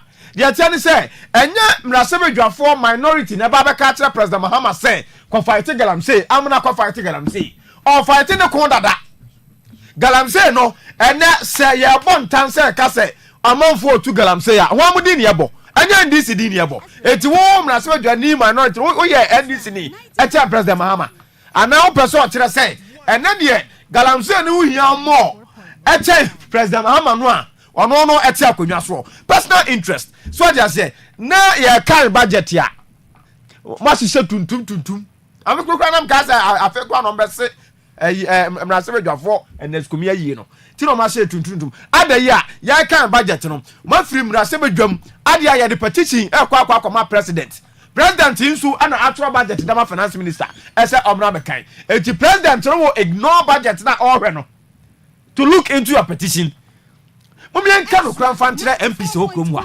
mrase bedwafo no nyina edom keto ne dom kase se NDC co opposition asa no mo so ye work out MPP co opposition and say ye say me krom MP ka ho na oba na me bisa say budget na kenkan ye no e dia be na kan because masoma so kwamra se bedwuma de na be ka kire me say ai na me ni ho because time wa ye kan budget no me pay say me the petition kwama president. What is this ye na to abama wo mo ye nti no mo ko ho budget no ye nti ne ye be kan tina ho na tie de kan ye na oba watimi ameka bi akyere ye na munyai personal interest some kwana Ghana politicians emrasebe dwafo the minority obia ba na se enfeva no a onim se we no a omo antra ho no they will soon come out call press say ya baba ya press conference about the true state of dia omonye omo baba bonse baba ka kire say ato force be ka say we ya ye ni say yentesa ato force be ka say we ya ye ni say yentesa oso antra ho anti aso wanti a ne betimi ati eno a mo free won so muti enti ene no betimi ati enti na eno a no tra ho tie yenti ene Friday no untimi mfa petition nkoma president onsan onye ade be kra ekwan be na Ghana yenkwa ye chese ye faso ye politics a se NDC opposition bibia pibe ye bia anya papa MPP bo opposition bibia NDC be ye bia anya papa ni asoma omrase bedwam se wo me MP ko emrase bedwam na aba ne sanso a asante region ehuna mane o MPP so mgoi emu dodo no omo mpie yi emu dodo na infra asante region na omu nyina abo black etiese na black no eye NSKUMI black no abo na say de black petition na ka petition black enti tamwa ato force wie budget no sa tam ntire eye anadwo a yentimi fa petition come president ana say enti de na si kware say man fa anko Wednesday man fa anko Friday Thursday no a ya kinkan budget ya oman no eniama yedie say ya no kura say nya no kura tra wo de tie na abra be ka kire me asantuma mponi ne say dia ato force be ka nya no kura no wapie uwi aba be ka kire say nya no kura so mama tie budget no kakra the issue of roads Penny through the finance minister I say about 5,000 kilometers of roads across the country in 166 constituencies. Now roads no MCR you met me up picking one by one on the issue of roads. I've seen now fi yɛnhwɛ akwan ahodoɔ no aka sɛ ɛbɛyie no in fact COVID-19 yɛ so wɔ se nyame ɛyɛ adom a by September or so October no there will be a bill in parliament about the COVID-19 levy no okay and one thing I can touching me was the inflation for locally produced goods and services no okay yes as of December 2024 no now it stands at 26.4%. Okay. But as we speak, as of June, at about 14%. Wow. Inflation on locally produced goods. The agricultural sector growth contributed 26.4% of the overall first quarter growth. And also at the Ewaha. And then Otachi on inflation has reduced significantly from 23. And American has inflation from 23.8. Ababa drew 13.7 from 23.8 to 13.7. Wow. Yes. So ending December now inflation 23.8%. Okay. See about 13.7%. Wow. Yes. as at the end of the month June. So that was another massive we. And then the price of konkonte. Some mukoye sasa. Konkonte. Yentie atoforce. Na yeba. Yakoye sabibi. Businesses and financial institutions is more than a fiscal update. It is an account of what we inherited and the positive results of our stewardship in the last 198 days. Mr. Speaker, following his re-election with an overwhelming mandate, President John Mahama inherited an economy in deep distress, far worse than what we had imagined. The economy was marked by large imbalance with huge MDA arrests, massive debt, weakened institutions, and heightened public anxiety. Since 2023, the debt in the cocoa and energy sector had in particular posed significant fiscal risk to the Ghanaian economy. The Ghanaian private sector and the business community looked on in despair. Public trust was completely eroded. The national spirit was broken, and the foundation of our economy had sunk even deeper. Mr. Speaker, the budget deficit had ballooned because of reckless commitment and wasteful spending. The indebtedness of the government had culminated into state insolvency. The impaired balance sheet paralyzed almost every single state enterprise. High cost of living and inflation impoverished large segments of the population, eroding the real value of their income and savings. Right Honorable Speaker, the mismanagement of our public finances by the previous administration led to a devastating haircut through the on households and businesses. Mr. Speaker, contrary to the perception that we are not spending, we are indeed spending, and spending at the right places. We are making the right investment in the lives of the people of Ghana. Mr. Speaker, as we speak, an amount of $700 million US dollars of Eurobond obligations has been paid. An amount of 10 billion to domestic bondholders has been paid. Mr. Speaker, an amount of 2.9 billion Ghana cedis to the District Assembly's Confund has been paid. Mr. Speaker, an amount of 2.7 billion Ghana cedis to the Social Security and National Insurance Trust has been paid. Mr. Speaker, an amount of 9.1 billion Ghana cedis to the energy sector for stable power supply has been paid. Mr. Speaker, an amount of 5 billion Ghana cedis of arrest has been paid.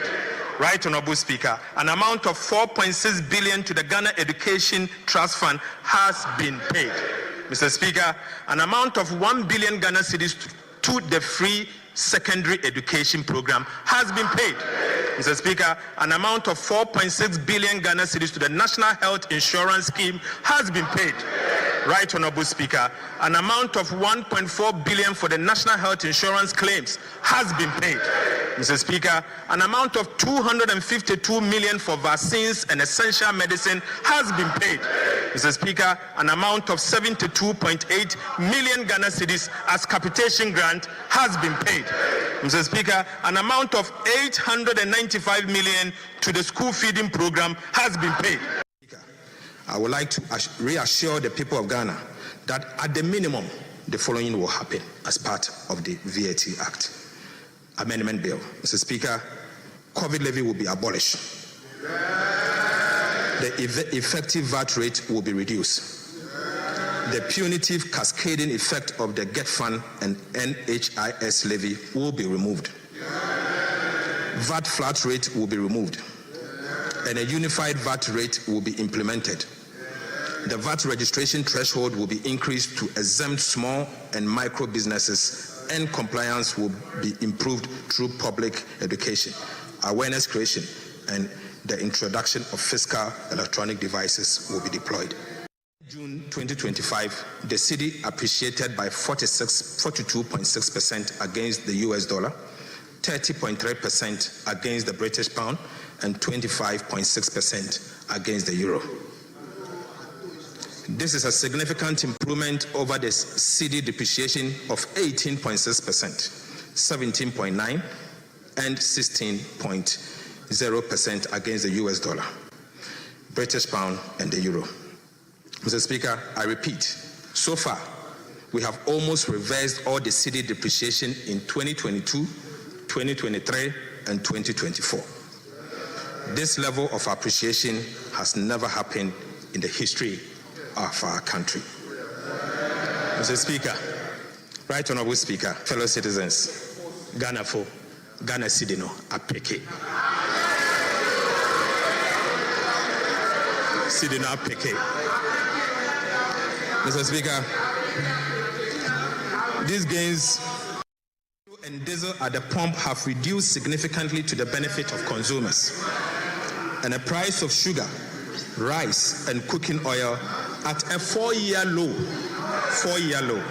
Mr. Speaker, the price of 25 kilogram bag of Royal Aroma rice, which used to be sold at 650 Ghana cedis in January, is now being sold for 356 Ghana cedis. Mr. Speaker, the price of a lonka of sugar, which used to be sold for 50 Ghana cedis in January, is now being sold for 44 Ghana cedis. Right Honorable Speaker, price of 25 litre of cooking oil, which used to be sold for 980 Ghana cedis in January, is now being sold for 640 Ghana cedis. Mr. Speaker, price of konkonte, 1 sack. Price of konkonte, 1 sack, which used to be sold for 1,200 Ghana cedis in January, is now being sold for 950 Ghana cedis. Mr. Speaker, a ton of iron rods, which used to be sold at 9,400 Ghana cedis in January, is now being sold at 7,500 Ghana cedis. Mr. Speaker, onions, 1 paint bucket, which used to be sold at 120 Ghana cedis in January, is now being sold for 95 Ghana cedis. Right Honorable Speaker, POP cement, which used to be sold for 115 Ghana cedis in January, is now being sold for 90 Ghana cedis. The Speaker, maize, 1 sack, which used to be sold for 1,600 Ghana cedis in January, is now being sold for 1,450. And Mr. Speaker, the Minister for Agriculture has promised that it will go down even more.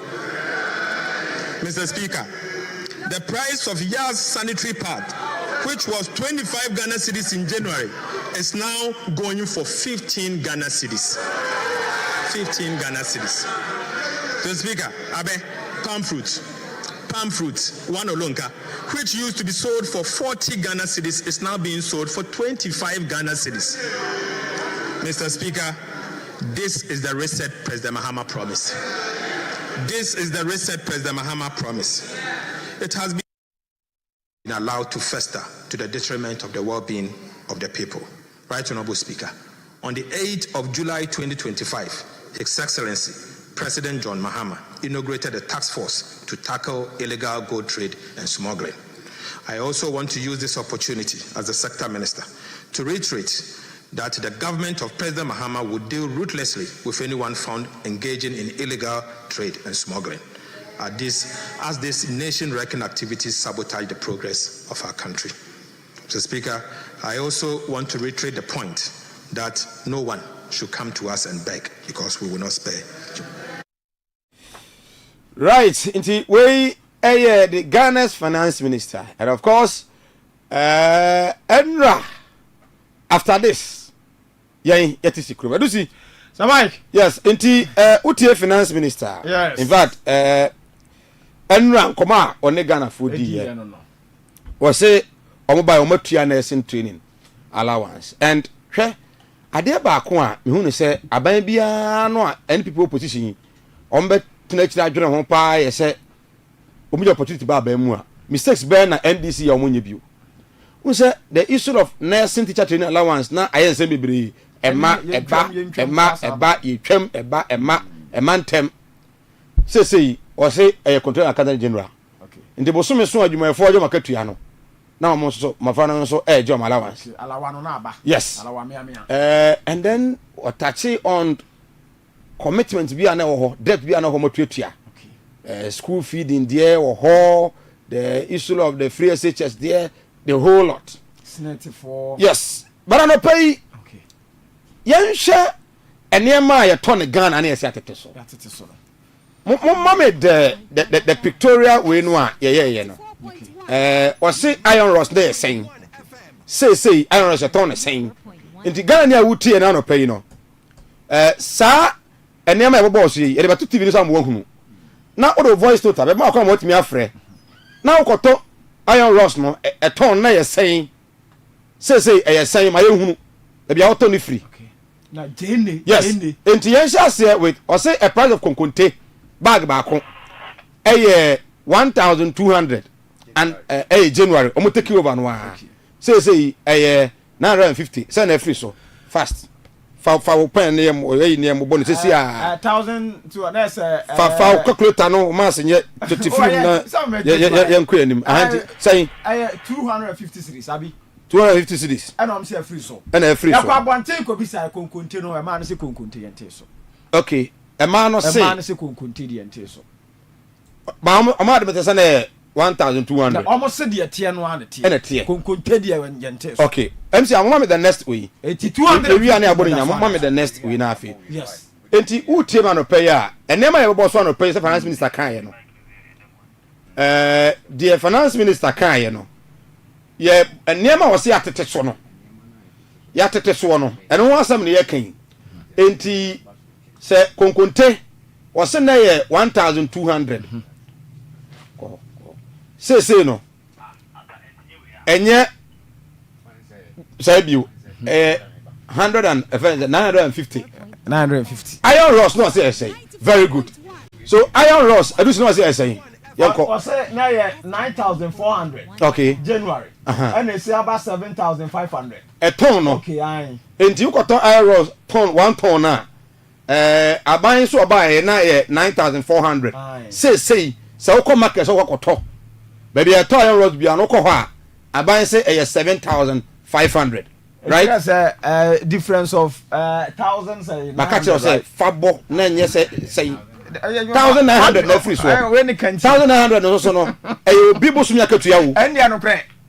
1,900 no pa. It school fees. Etimi kura tu ani pa ba 2 na 3 ka e wa adwuma bi mu. Na no kre. Iron rods no. Enti mo am ton iron rods ne mo am ko ton iron rods. Voice note 0531455105. MC am the next week. Very good. Where then onion. Where jende. Okay, a paint bucket. Inti bucket yes we bucket baako. Okay. Na 120 Ghana cedis 1.2. Say so almost about 95 cedis. Say na free so. Say na free so. That is 25 cedis na free so. Yes sir. Inti jende fo a mu tie anopa wo dwom. Yeah, and yeah, no correct. Sanity. No correct. Okay. MC am the next one. Inti we jende. Enti first no. Yes.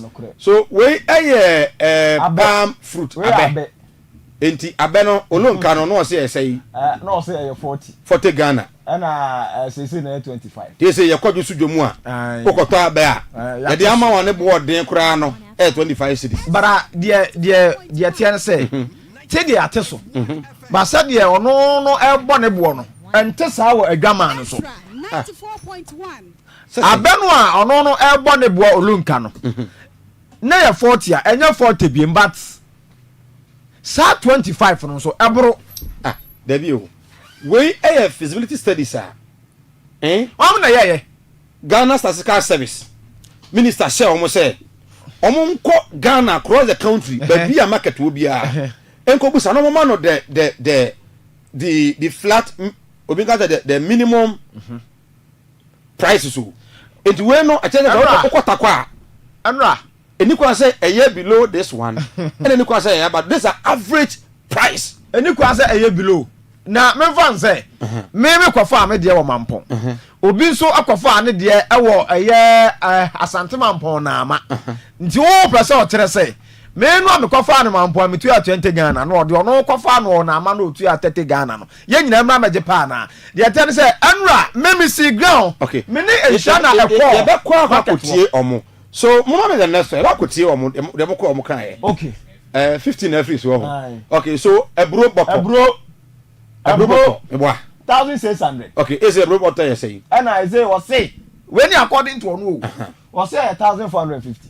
the 1.5 a free so na 150 a free so okay 150 no to kura no it me hwe fie be obi me hwe obi be na wotwe wo yeah adwadephobia ye no omdi nkomo mo say eburo no ye nte so saa because afi kura no eburo no kura no anso so pa bia eburo anso so pa bia now yenko the next okay yenko the next yes we advocacy pa yes for so mkotua pa twa media also Ezra ka ho also mutua inti sanitary pad na omode yes no eye we no na yes nko na ema no ba na tie they have ne say omode yes ne ye no omode sanitary pass ne man kwala no wo school mu no omo afa yes amankwala no they say no o person be ka tell am say yes no matter so enso so mo chiche enkwada nso pad no ma omo yes it did not yes 25 cities mboa okay January say 15 cities massive reduction if that is the case enti obi an to yes na me problem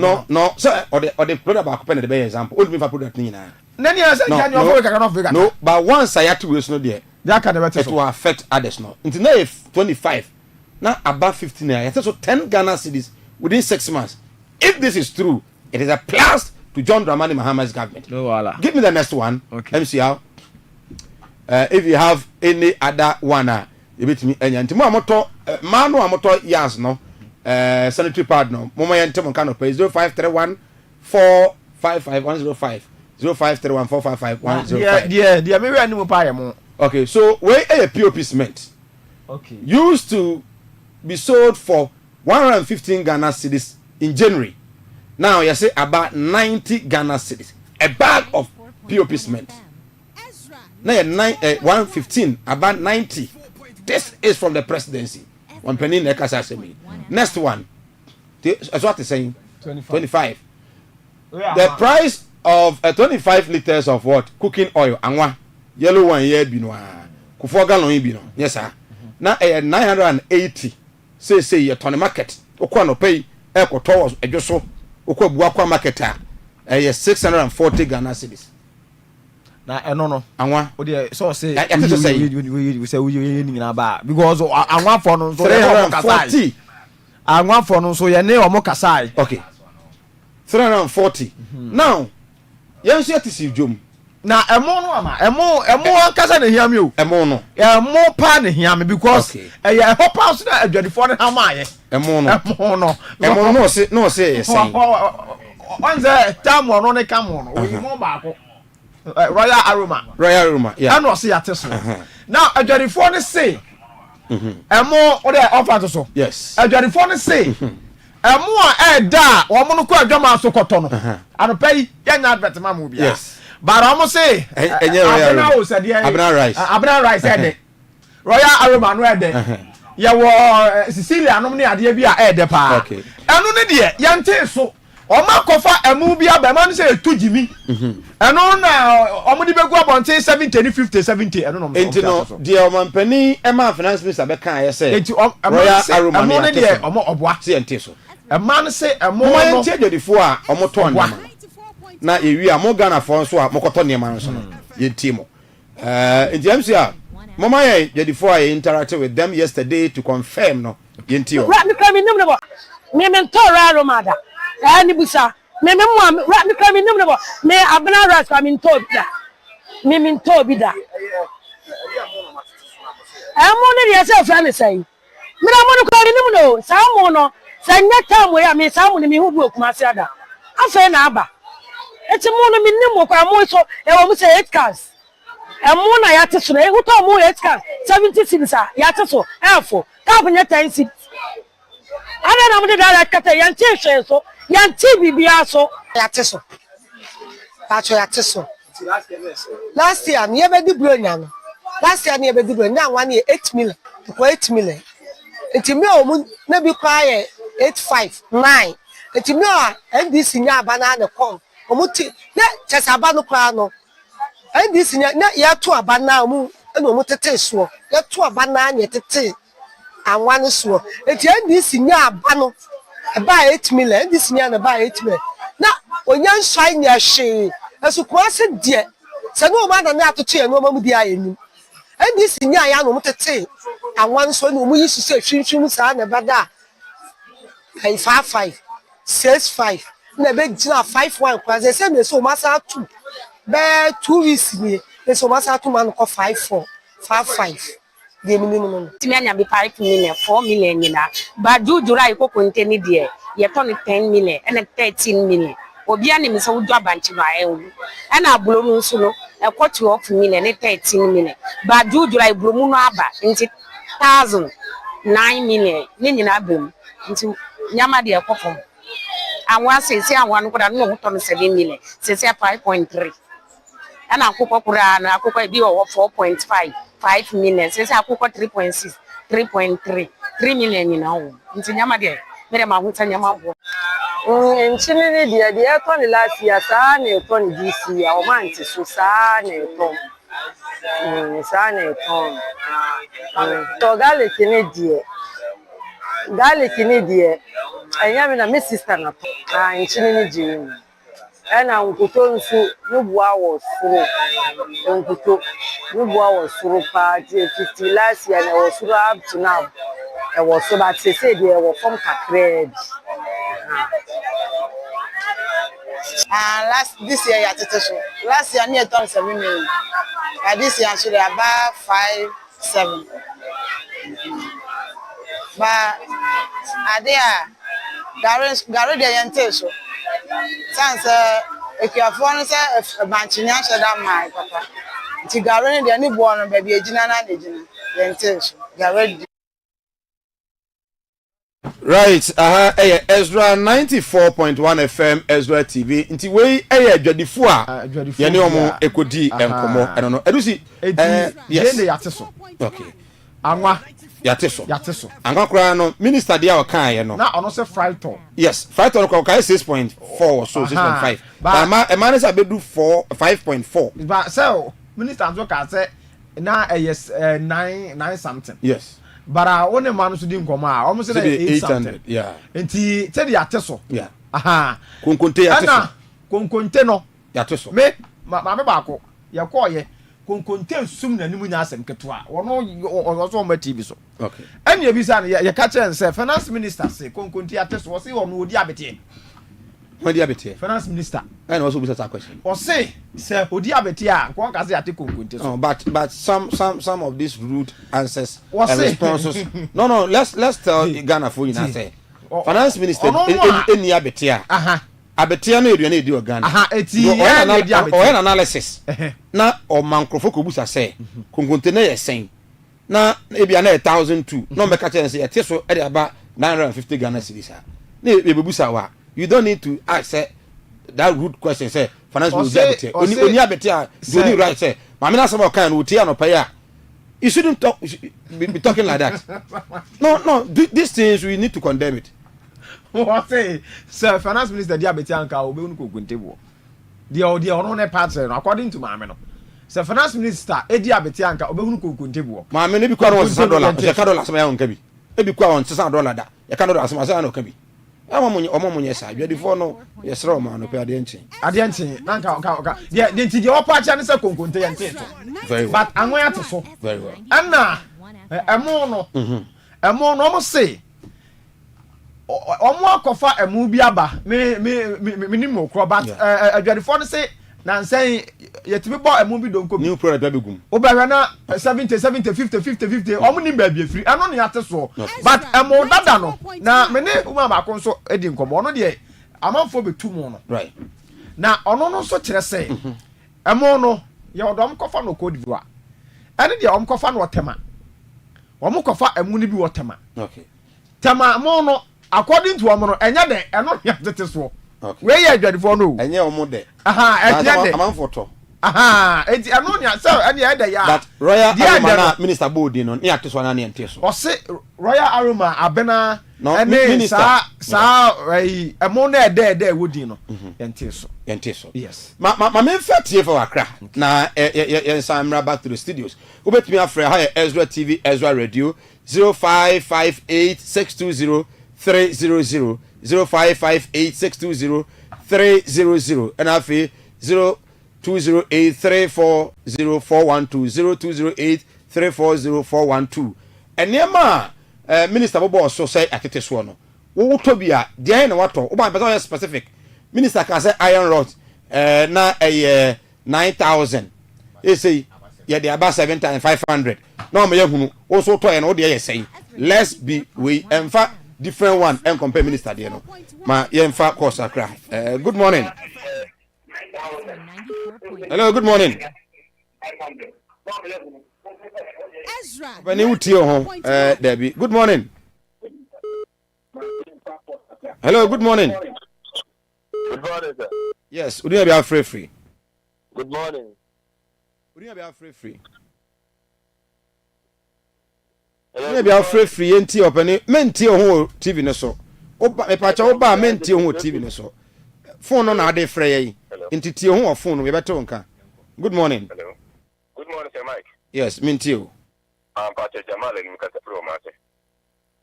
Ebi people ko menim baby okoko bi sa enema na bo de.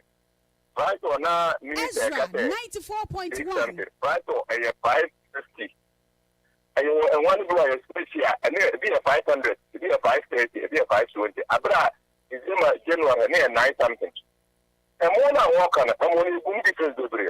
Your movie is friend case 75 and 50 kilos. If I agree, you agree anyway because the more than a ton to the poor. December is 970 and 750 and 650. Oka Dr. Mensa, one of the family will be any. And more about Kubra, XM95 and 50 kilos. At December, near 980, you say I 650. They go up 625 because also a DA. And Abramo, you can December, not Abramo, 870, 60. And Abramo, 650, 640. And I move on to a royal umbrella. And a 5 and you 5 and a 5 December, near 780, 790, and 690. Enti emone atete so. Thank you. Good morning. Hello, good morning. Hello. Hello, good morning. Yeah, good morning. Would you be free? I'm free. Kaswa senior yentio. Dia ni atete so awunim. Dia nso na tisa. I'm pacho. I'm supporting. Before anything about me,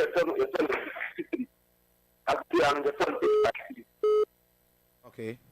Okay. Oba menti ho TV no so phone ade frey. Hello, good morning. Hello, good morning. Good morning. Yes, we need to be free.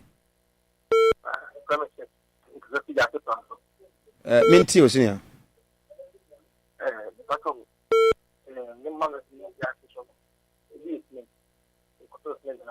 Ma wona nko so akra wae na e ma ne me phone me o menim so use earpiece dia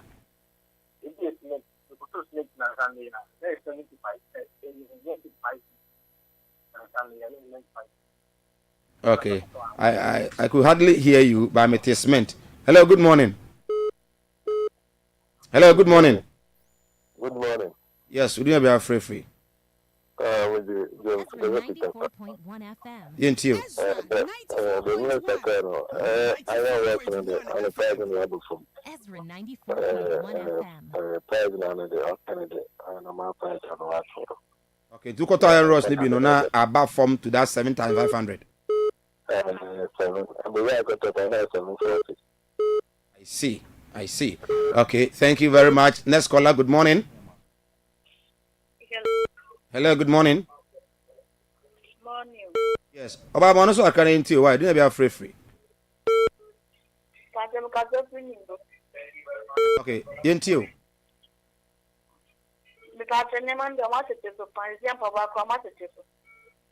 Ezra 94. Wa ben na atete so yi. Chele wate ananse mbabo ben. Abo de he ni atete so yi. First na chele wate na to na say say. First, no, 50 cities. The first year is Me say amamu ntie mo ho e wo TV no so. This is just a statement. Madam Roma, good morning. Hello, morning. Good morning. Yes, we are free. Hello. But we are free. Pacho free to na Savannah region. Savannah region. Yenti ono pay. Pacho about POP cement no.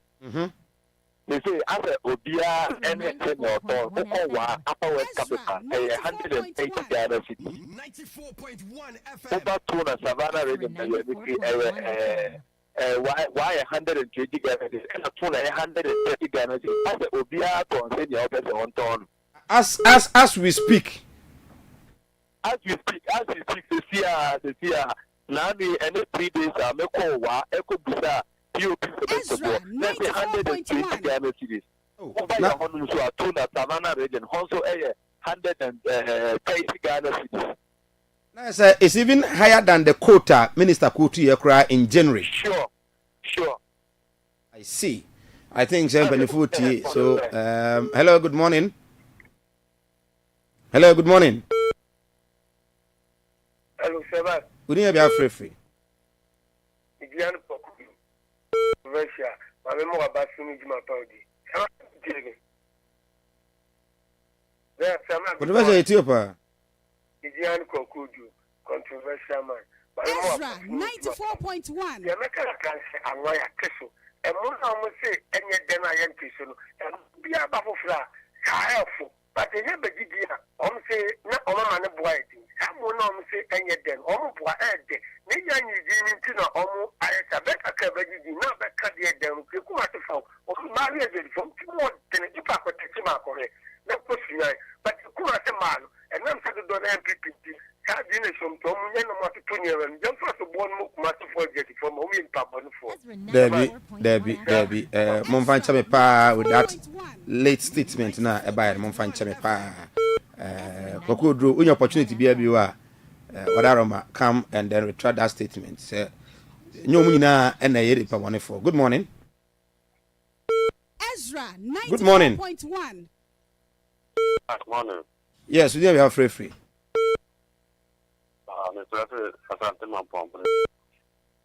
Santeman point I say Mudisi MC ma confirm no.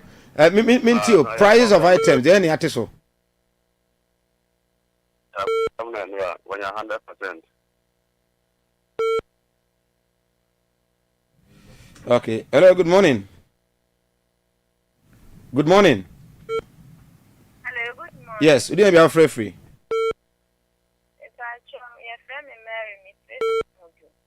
Okay, Mr. Mary into you. My problem say, Lord say na ye di free and want to buy sokobani. I have one almost to lorry fee. Into almost the diato so. And now I'm passing me say na me company. Okay, we work on it. Thanks so much. Ebehena Eddie Hujman to lorry fee and so. Next caller, good morning. Hello, good morning. Good morning, Mr. Host. Yes, we are free. Mr. Free, Sene West Kwame Danso, ain't you? About the price of the harmony,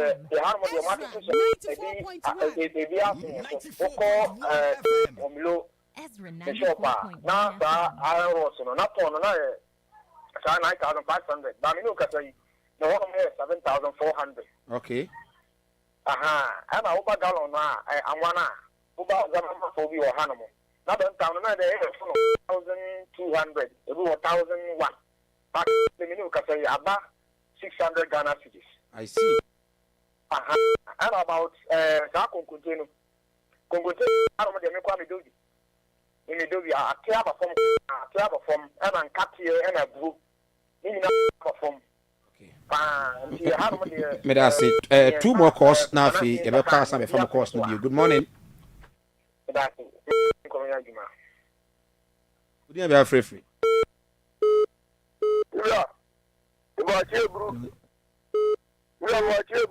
Good morning. We have a call. Oh, Mr. Mike, Ubajima, I mean, tell you that. Lawyer Justin Kodia from Paul, MPP General Secretary, still maintain. Honorable Amwo Kumaki, Ashanti Region, MPP Secretary, Niba, The most of them power share so MPP media people. Dr. I was saying to Young Crane, you young Crane. And your money at the items with quick. You go to now you 50 pesos and 5 cities. And then don't see more and then 30 cities no and 35 cities. But just look at here, all you wine and then 40 cities and 5 cities. Gabe Kofia, they 40 cities no and 5. This way are 40 cities and 5 cities. We look at here now and then 40 cities no and 5 cities. Okay. And see, but the board is here now 7 cities no. Ezra 94.1.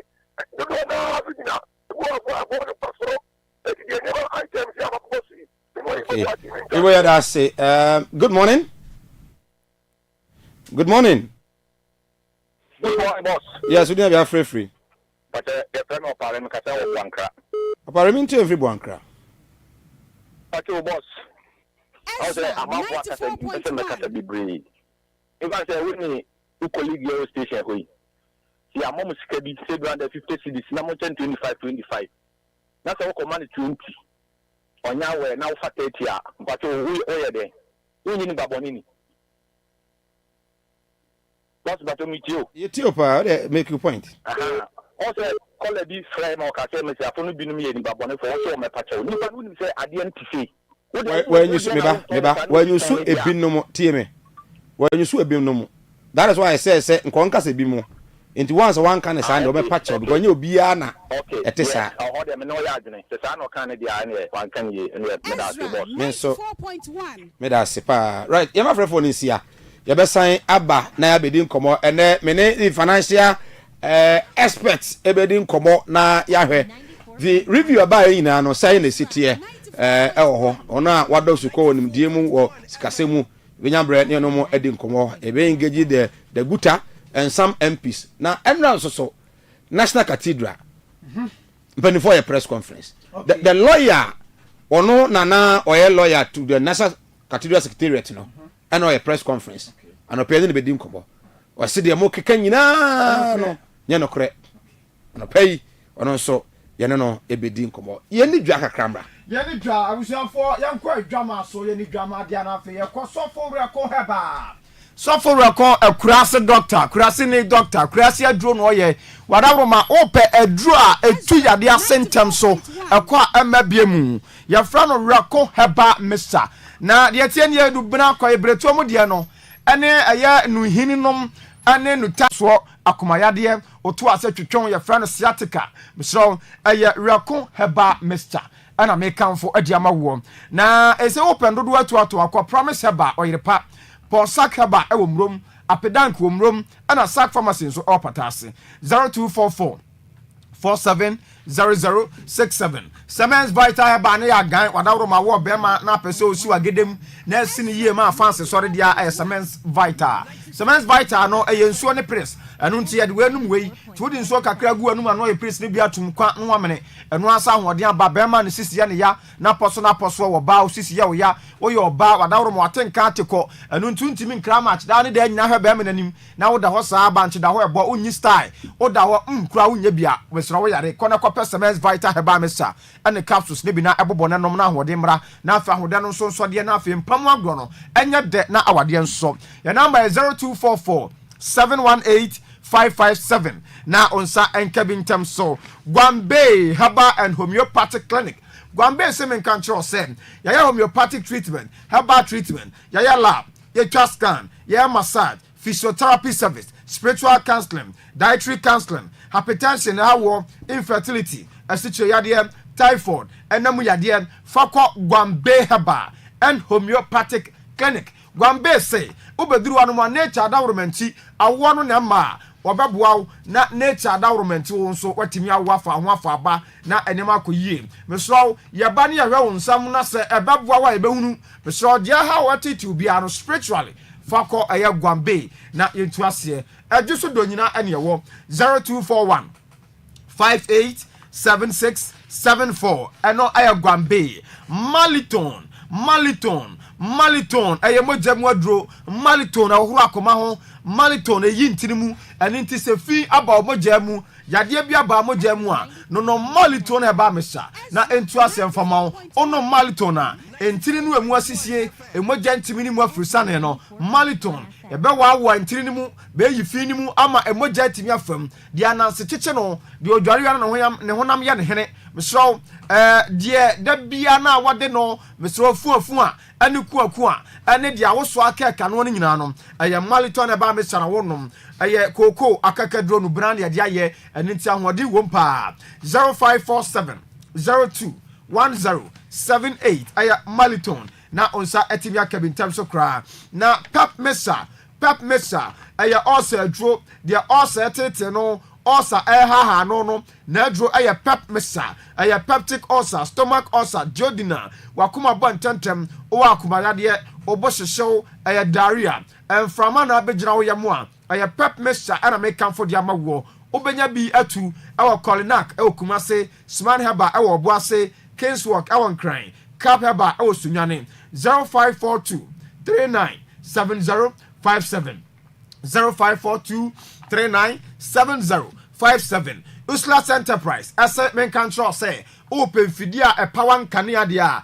ɛyɛ Uslas Enterprise yɛwɔ ɛyɛ solar panel solar generator planting ketwa ɛne akɛseɛ ɛwɔ wheelbarrows your compactors your water generator set water pumps mo amoye gold nwadwuma no Honda Caterpillar Kiloska Cummins Perkins Lester Peter and team fidia power nkania generator bia na opa obenya bi ɛwɔ ɛyɛ Islas Enterprise and inti hotel for restaurant for radio TV ɛne enwuma kɛseɛ no monkɔpɛ enema na fe momfansi akyire nkania dumu a na mo de ayɛ adwuma na yankrabata doors enkran yɛwɔ Adringano Porsche Hotel our American House your Madina your Saribotwe your Baleshi Kumasi your adent ahensai bonsuum Kumasi your ahensai bonsuum 020 300 5498 020 300 5498 Right Angel Heba aya Dr. Auntie or seven country or say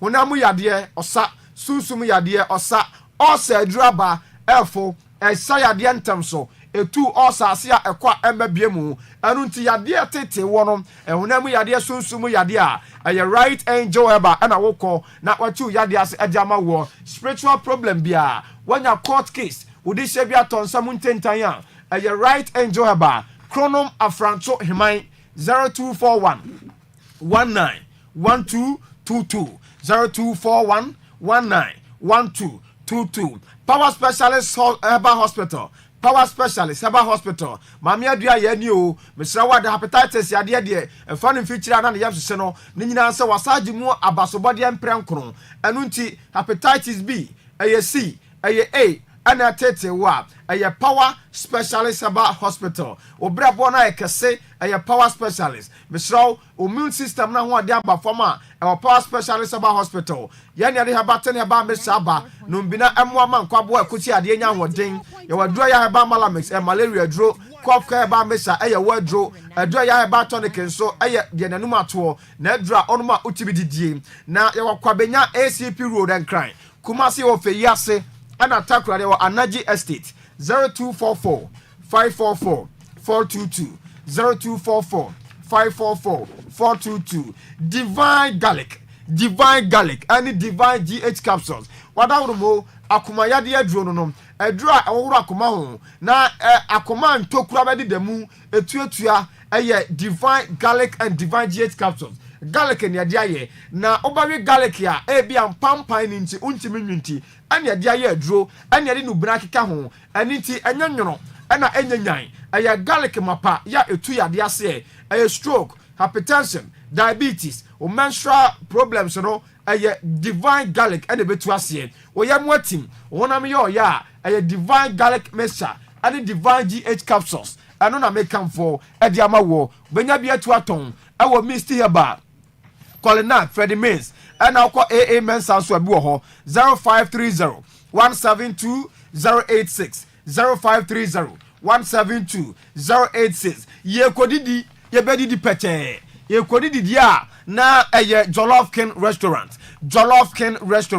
jollof for de ene wadi ase jollof no yaba na nya jollof king no aya ye ni ne nyina no se ngusie bajim nanso jollof king dia ye hu se ede ene nti o ware o ye aponto bi dia wo ye bia jollof king restaurant open jollof ni aponche ene akoko ene gizzard ene sausage fried rice ena wo pa kwadia ben wo krofrom ayedua se buo krom ene tafo 0248552471 OD4 Daniel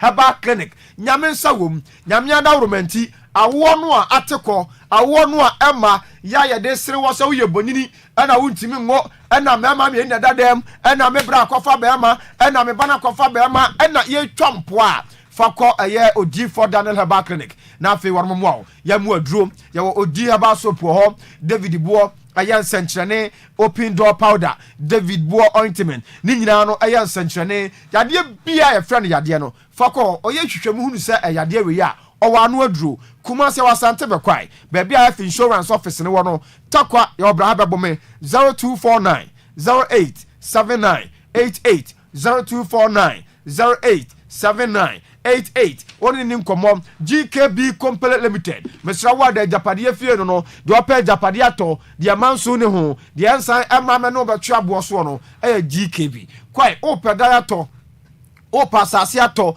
GKB o asase opesa oton o wadan opesa oton GKB General Building Construction ye bi architectural works building plans adanse hu ne manyina fa beda ye wo Kumasi Santase Apri 0246 248275 GKB Garafa Herbal Center or the Cliffman Mr. Ba wadawroma osisi ya oya Cliffman Mr. Apostle Cliffman Mr.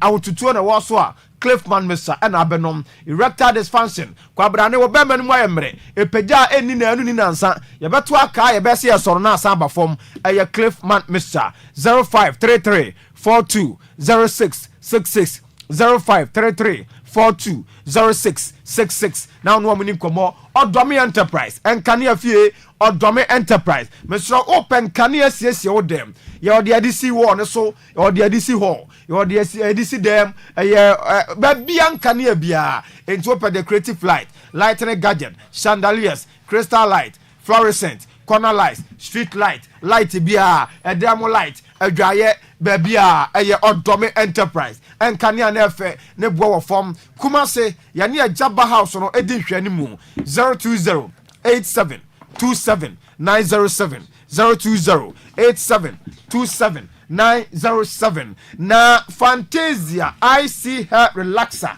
na chama candy wife no ano no ode twinitie ani ntida bia chama candy di ne ho adanse ese me yere ho ofe na Fantasia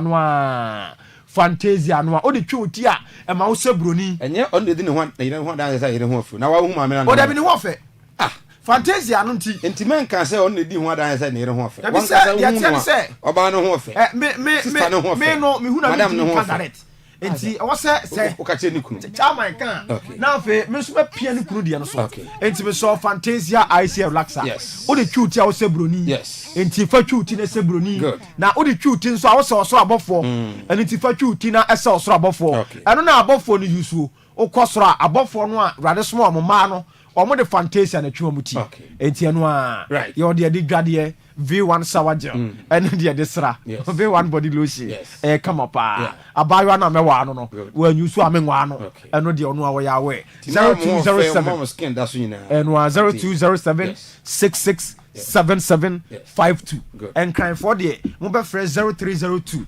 668420 na onye bi Julia onye ni say candy wife no ho ofa wo de bra Ezra heya bradum ofredum heya ofro ha bradum ton phone accessory so na wo to na wo he wo de wo to no na wo he candy na sama onim sama ato no de so maase no okay wo e ma ho fefo be 3 na ono ama me ketwa no na me kura me se nkam pepani ba ko so se ketwa na nti matwen Johnson Asante Ade Asante Johnson Ade Asante Eni kwa so de Asante ne ba eh Johnson Ade no beja Asante eh lecturer okay yes ebasika semu ntoto ye nim de ene ho nkomo nyina no a opani wadomo sukopa no pe ono na mene no besi nkonya na ye di nkomo on the media review budget said ye esitie ma me ma na kwaba na afi ewie betwa ho akɔgye nkrato aba na abetena se nyamre edi nkomo sanso na sa cathedral enso ebedi ho nkomo hakra so ha sini akwaba ye nu akrache pani se boko de nyame adom ho ye na mo nso ye nyame adom ke street say nyame adom bibi e koso afi na awie mirsem ye marking ne ahihye max nti bibi e koso kama da me makola ba ko tsana de na se ma ka ya na ene Mr. Santen kasana la Santen marking ne mo de pa o ye pe we cry ya so marking mo de pa students sa me kira wade na wa hunu na wankasa wo problem enti se ne mesi ato me bo akire ne mamu akire wo me expect say wonso mema me feedback eye positive say we deserve marks na me de ma wa na che say my disappointed society enti sa principle am dey adwuma no before you betwe ho aba no ekusa say wonya kwan kakra ready the media budget titi kakra as an economist okay in summary just in a minute or two na yankroma me taking one after the other how would you describe John Mahama first media review budget yo me da say so wo hwe budget di mun semeno me to me bo ase omo kan ni de mantie bi okay na akire no metie news ni other flyers nsema me kan me read bia na wo hwe mo a che say the government is on course so wo hwe botai omudisi woni so e budget no mu I reading in March 15th na che say abati matoto ne ma yema target odisi na ni so no dodo na nsaka na no che say the economy is moving in the right direction say economic recovery no yegusu anu no na em say about aban abaso e wo success wetimi achoko within a short time of 6 months enti abana bon homode Ghana's economy is moving in the right direction exactly within 6 months say you indicators bi okay ya ba indicators no ti ye twa ho ti awa ne aba untimi ya fide ni free because ye ba indicators no e dey na see dey no mind right within the 6 months the economy you describe us na asay na enye now you have expert describing it as a good indicator a good sign of economic recovery yakwaba yet is ikuru do see Samai yes enti utie finance minister yes. In fact enran koma one Ghana for the year was say omobai omatua nursing training allowance and hwe ade ba ko a me hu say aban bia no a any people opposition ombe tena kira adwene ho pa ye say omuja opportunity ba mu a mistakes be na NDC ya omunye bio who say the issue of nursing teacher training allowance na ayense bebre ema yetwam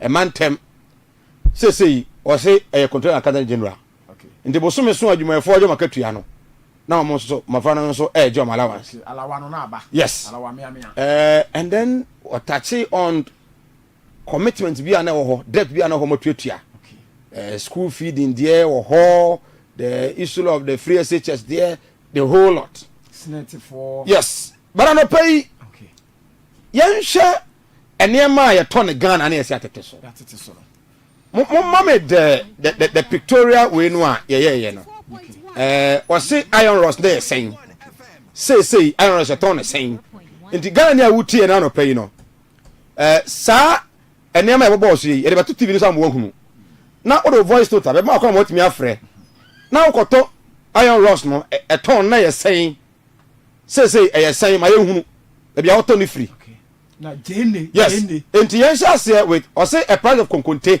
bag ba ko e 1200 and January omo take over no say e 950 say na free so fast fa pen ne mo e ne mo bonus sisi a 1000 to that's fa calculator no mass nye 35 na ye nkọ anim ahanti say 250 series abi 250 cities and I'm say free so and a free so yakwa bonten ko bisa konkonte no e ma no se konkonte yente so okay e ma no se konkonte di yente so ba ama de betesa na 1200 almost said the tie no an tie and a tie konkonte di yente so okay MC am me the next way 200 we ana aboro nya am me the next way na afi yes enti utie ma no pay ya enema ye bo so no pay finance minister kan ye no the finance minister kan ye no ye enema wo se atete so no ya tete so no eno ho asam ne ye kan enti se konkonte wo se na ye 1200 say no enye say bio 950 iron rods no say very good so iron rods I do no say was say na ye 9400 okay January and they say about 7500 a ton no okay aye enti you got iron rods ton 1 ton na aban so oba na ye 9400 say so ko market so ko to baby a ton iron rods bia no ko ho a aban say 7500 right that's a difference of thousands makache say fabo na nye say 1900 no free so when can 1900 no so no obi bosumi akatua wo and ya no pre 1900 no pa school fees etimi kura tua ni pa ba 2 na 3 ka e wa adwuma bi mu na no kre iron rods no enti mo amo ton iron rods ne mo amo ko ton iron rods voice note 0531455105 MC am the next week very good where then onion where jende okay a paint bucket enti bucket yes we bucket ba ko okay na 120 Ghana cedis 1.2 say so almost about 95 cedis send every so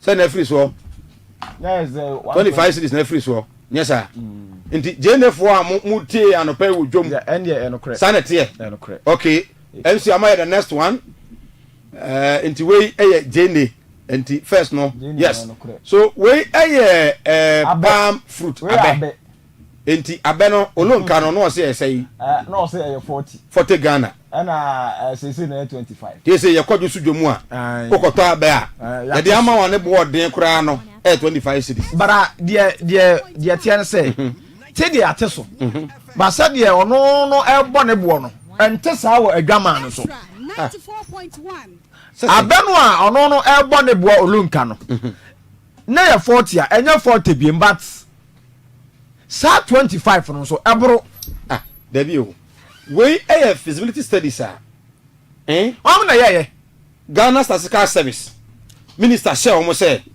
omo nko Ghana across the country baby a market wo bia enko busa no mo no the flat obi got the minimum prices so it we no a change of kotakwa anra enikwa say a year below this one and enikwa say but this are average price enikwa say a year below na me fan say me kwafa me de wo mampon obi nso akwafa ne de e wo eye asante mampon na ama nti wo pese o tere say me no me kwafa ne mampon me tu ya 20 Ghana no de ono kwafa no na ama no tu ya 30 Ghana no ye nyina mra meje pa na de tell say anra me see ground me ne ehwa na ekwo ye be kwa akotie omo so mo me the next one akotie omo de mo kwa omo kan e okay 15 every so okay so ebro boko ebro 1600 okay is a robot you say and I say was say when according to onu was say 1450 the 1.5 free so na 150 free so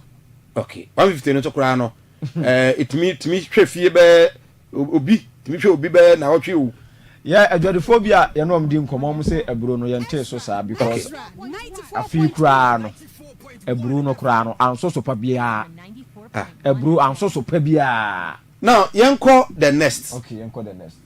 Yes, we advocacy power. Yes, for so mukutia. Pa media also Ezra kan ho. Also mutia. Inti sanitary pad. Na omode yes no we no. Na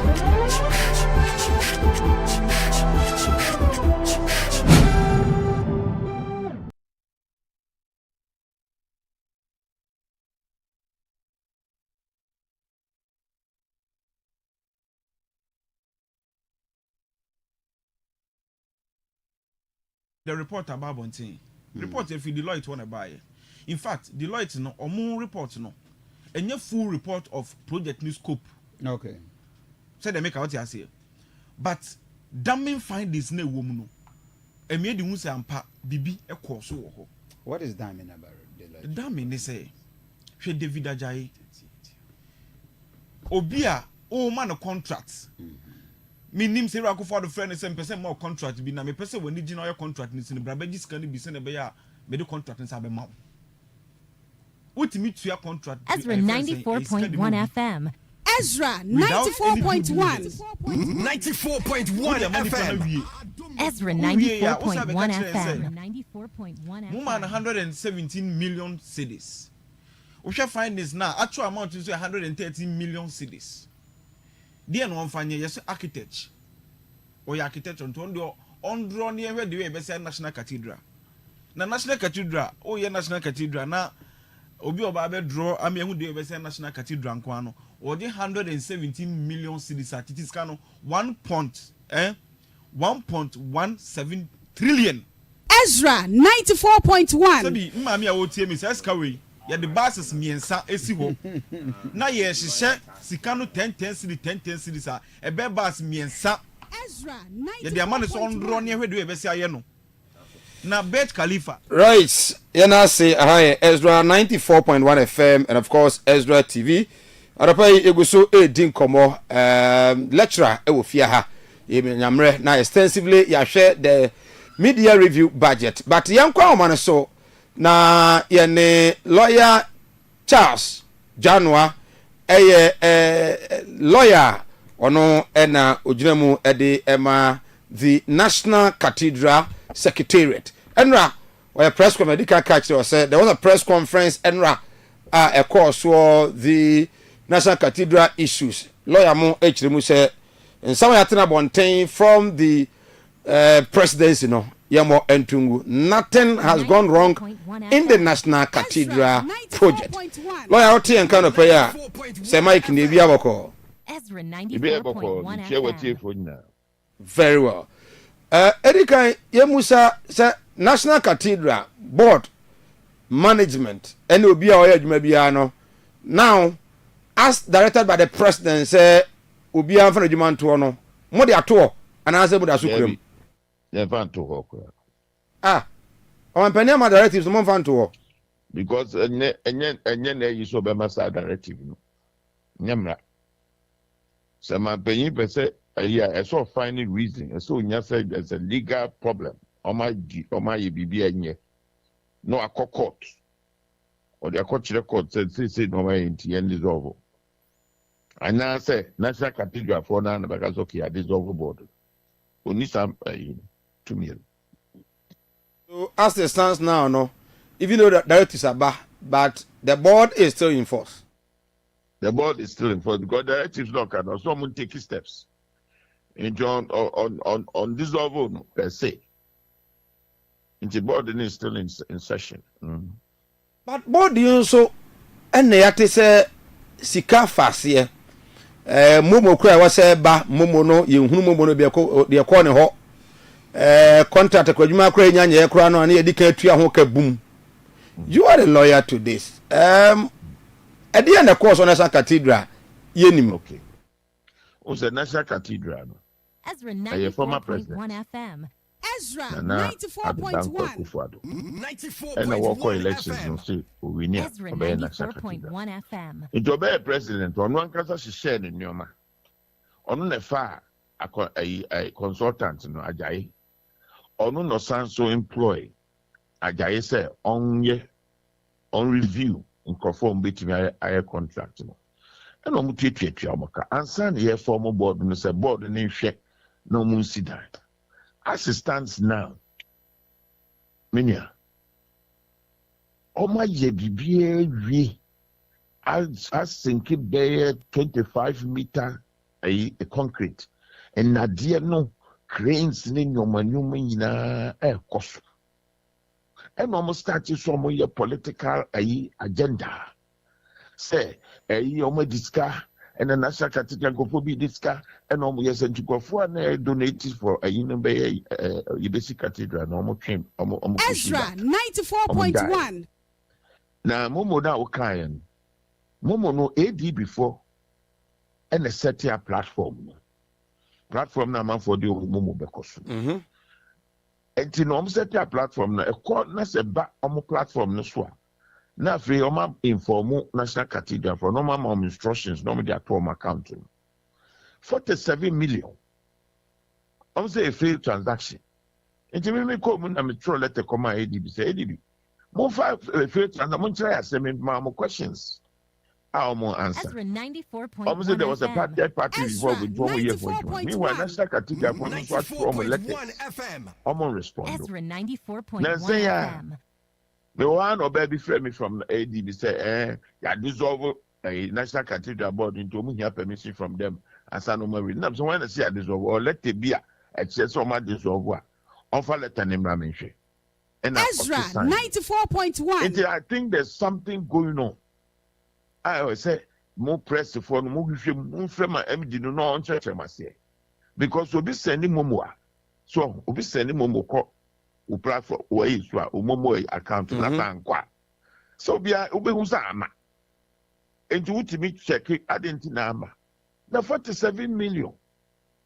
What's a failed transaction? Yet you cannot tell us what you mean say the see yana. And I'm going to mean to cast any microphone almost say any scan. Yes, I say this can come on back because you can't fail. And then the AD before summer. And then baby, Prophet Victor Kusi. Yes. She got 2.6 million. Be you know, correct. With the fact, Prophet Victor Kusi, Ebo Cathedral for no Bustia 2.6 million. Some of our music on mobilization. Na contract and then cost no koyejuma into omunya musika no eno mutua ni sika man na wafa baby a omutua ni sika back man no o dey publication meanwhile ono ni sika no de ma omo ni shira di fo hu omo say no Ezra 94.1 but lawyer with respect to Victor Kusidi no the spokesperson, government spokesperson, Chirimu said, Oman said that like there wasn't any approval by the board, official approval by the board, being a legal aid. Won't you say it was wrong for the board to accept the money? Man said that Obiobeka said there was no approval of the board in the documentation is clear. It went to the board for approval and some of this kind of man. And then the board also approved to pay him back his money. It's not true. Propaganda. Why do you think the government will descend on Victor Kisi? Well, and then I can say it is not right for a public officer who receives pay from the public purse to lie to the people. And they catch your papa and say, Omra, no may another press no apologize to the Ghanaian people for misleading them Ezra, on some of the things that he said. 94.1. What I say. And you know, me the documents in the so I'm sending. In fact, conform I'm a press conference in me. Me the documents in your mom.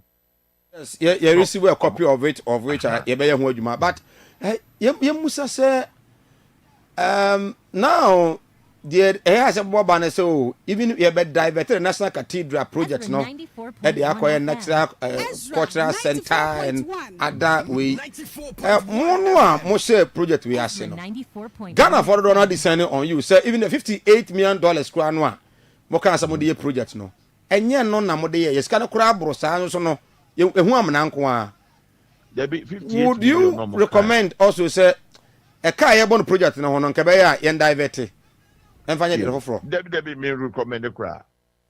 May recommend the crowd. Say a president in the year, President Akufo-Addo year, na cathedral is worth $250 million. That was the value. And I'm only over $58 million. Till $250 million. And the value of the cathedral. Yeah, architectural drawings for the cathedral itself, for the museum, and from the Bible, fencing, garden, Bible garden, and now 1,000 conference room centers, and now 350 restaurants. Architectural drawings, structural engineering, construction time your way. 8% of the construction, it is the kind of woman is 250. So yes, I know we are 40% of the value of the cathedral. Until it has been properly accounted for. Audit accounts every single penny has been accounted for, and it is working in progress. Ezra 94.1. It is all kinds of work back. The president by and also Okwakoye Hard Village. It was no president, also Okwakoye Hard Village, It is Obiba in 2029. No, because Hard Village now went me and see me. Ezra 94.1. Eh? Now, a Christians are working 71%. It is not due. That's a see a quack a you if anything. A prayer a 1st July see a bonfire. Pete Munomkoye no Muslims no the Omoko national mosque. Yet the Pete Munomkoye one Ponano. Since you toya Akahino Mijina. And it is not fair. So you see in the cultural center. Cultural center they say back over a fencing. As I believe goes to phone. Like a contract center. And that was not the purpose for it. And after to me changing in your contract center. Because a company limited by guarantee. Any buying them. No can me changing a contract center. There you. Buying some or wine some what are I was board of trustees in them. And your money dissolve woman. Ezra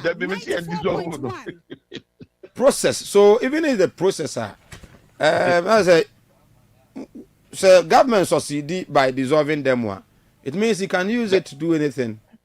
Government don't succeed. Ezra 94.1 FM. Tio, I'm from Musika. So where you Musika at the National Cathedral, because of the purpose of building a National Cathedral. So okay, the first say I dissolve. I was all written will be a sick command back. Ezra 94.1. Because the man was given in trust for the construction of the National Cathedral. And if there's no idea, then the says do music come back. If any resultant trust, I come back to them. Now if the government wants to go into those things, fine. And yeah, baby. Okay. And now if you say I don't do. Right. To say a cockot in the Akoya, my already said more the better court against the government decisions over this board no. Yes, I think in the back court no can I see. Lawyer Charles Janwa Aropei Ezra TV Ezra Radio. Yenasi Ebekoso engagement when the need arises. That was it. That was chief in answer. Yeah, that's it. You need the legal aid at the man, the National Cathedral, Lawyer Charles Janwa, and I couldn't come on. Say they are ready to take the government to court, but the government decision say or more ever no more dissolve the board no. And again, Sikabia non coso. Aban me pacho. So for what do my term so for you come and apologize. 40% of the project. Well, $250 million has already been done. 40%. Left is 60%. Lecturer, economist, senior, before I ever come, na we can say Ghana's economy is moving on. And we say indicators near the here. Abana the why the right. In Tia, you can say the economy is on the right track. Yo, me da say.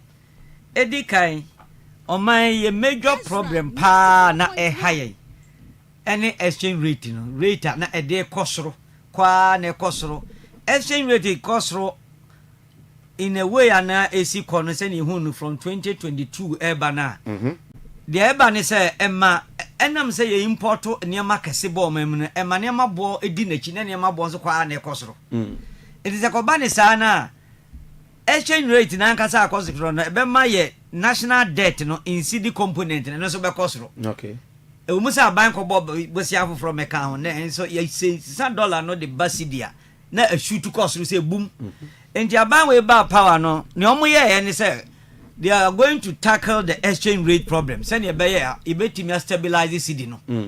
Enti number 1, almost demand and supply side no. The demand side in the Bank of Ghana and say OMC oil marketing companies are omo import oil bo memu no omo ye mako enkono. Omo demand for dollar pa na eso. Ebusun bia omo ye $5 bebre the top fuel. Ebasa the pressure eba dollar dodo na e won o memu so no. The Bank of Ghana wate market for ama sa companies no. Okay. 2 weeks bia no provide $20 million dollars e de ma won. Exactly. Jomo ma open market e compete for the little dollars e won. E no ye demand side. Supply side so no aban establish gold board no. Gold board na bon homodi yi pa. Okay. Edi kan o ma hyemra se ankwa nku bia ni hu kwa so beto gold e wo memu akoto na manone na o wi a wo de hu dollars na kwani memu akoye ni ye me kan fa China for India for ni Lebanese for a o mototo gold wo memu no aba stop won a hye won kete se wo pese udi se adwa na bra gold board do beje license in the amount license na akoye se de si wo cocoa board no companies no motoko go no enyo ma nkasa ne koto na bruchi ye de makoko board it won't so turn now the gold board at all. I'm on Mako turn a bruchi and I'm on it. I'm a $1 billion dollars at the Abura or Maimu. It announced the amount international reserve na cost from 8.9 billion over $11 billion. It the amount say dollars and I available and a kahubi. And the Tosomi and Sapa and so here a speculation. I buy a timia manage speculation to the sense say businessmen or more more producers are more important near money near Keka Hono. First, the Nanka or more AM she show and say confidence a woman will form tea or here gold dollars next month and next 2 months, next 3 months, and they are not to be brego. Send your bayer next month is no quota, won't you see this baby? Okay. It no speculation at the be a can once. If you crash that to the go, exchange rate because no Makoto and Faso. Yeah. Omo who say dollar exchange rate na gina. It is a speculation now. Omo ye and no so chum. But the business class, omo kofa niema guta for they say dollar in the system. What am mami ebe ba ho no. Okay. It is an mami en say kabo man. Ni sunsu aso ni say ebe ma exchange rate na aba form. Ana nyame adaroma aba form free 15 cedis at the beginning of the year. Say about 10 point something Ghana cedis no. And the air produce importers na some more can no. As I said, there be a Bank of Ghana or Sudi Danoso. First, and no more dollar exchange rate in the cost and no more for up on $dollars about system. A mistake I see another Bank of Ghana back or no more under Addison. Where they buy and would provide dollars, no, and sign exchange because of our if your body say we have enough dollars and you make an yet million dollars be if you go there ya turn every row maimu and dollars doso that the almost can within a short time 1 week baby na say no cross say twaso san ka change because America say issue to cost be na say na mo say a short time a problem be o mo face here no enya effect kese e exchange rate no so the Bank of Ghana about Abeka say we have enough dollars. Any quasi creative panic. Mama for $dollars in the first of no. It is likely the free time recruit. But some more dollars available about market. I'm a city Nigina. Only penny be doing more, especially the opposition. One major way of mechanic so the government is not spending. That is why we see what we are seeing. The government begins to spend, or as I said, or spend there. Is that the case? Yo, me does it so cause I buy and spend there. Nature says somehow work and is dangerous pa. I buy a bejo busume excuse me. Be predate be the amount. I buy a bejo man busume sia. Now on spend there. Send command kabutu. Now mamenka and sembia and near my expenditure kakra buying enra minister no bobo bisu echre. Answer na meko major ones and so school feeding. Yeah. Aban I spending 895 million Ghana cedi on school feeding kwa.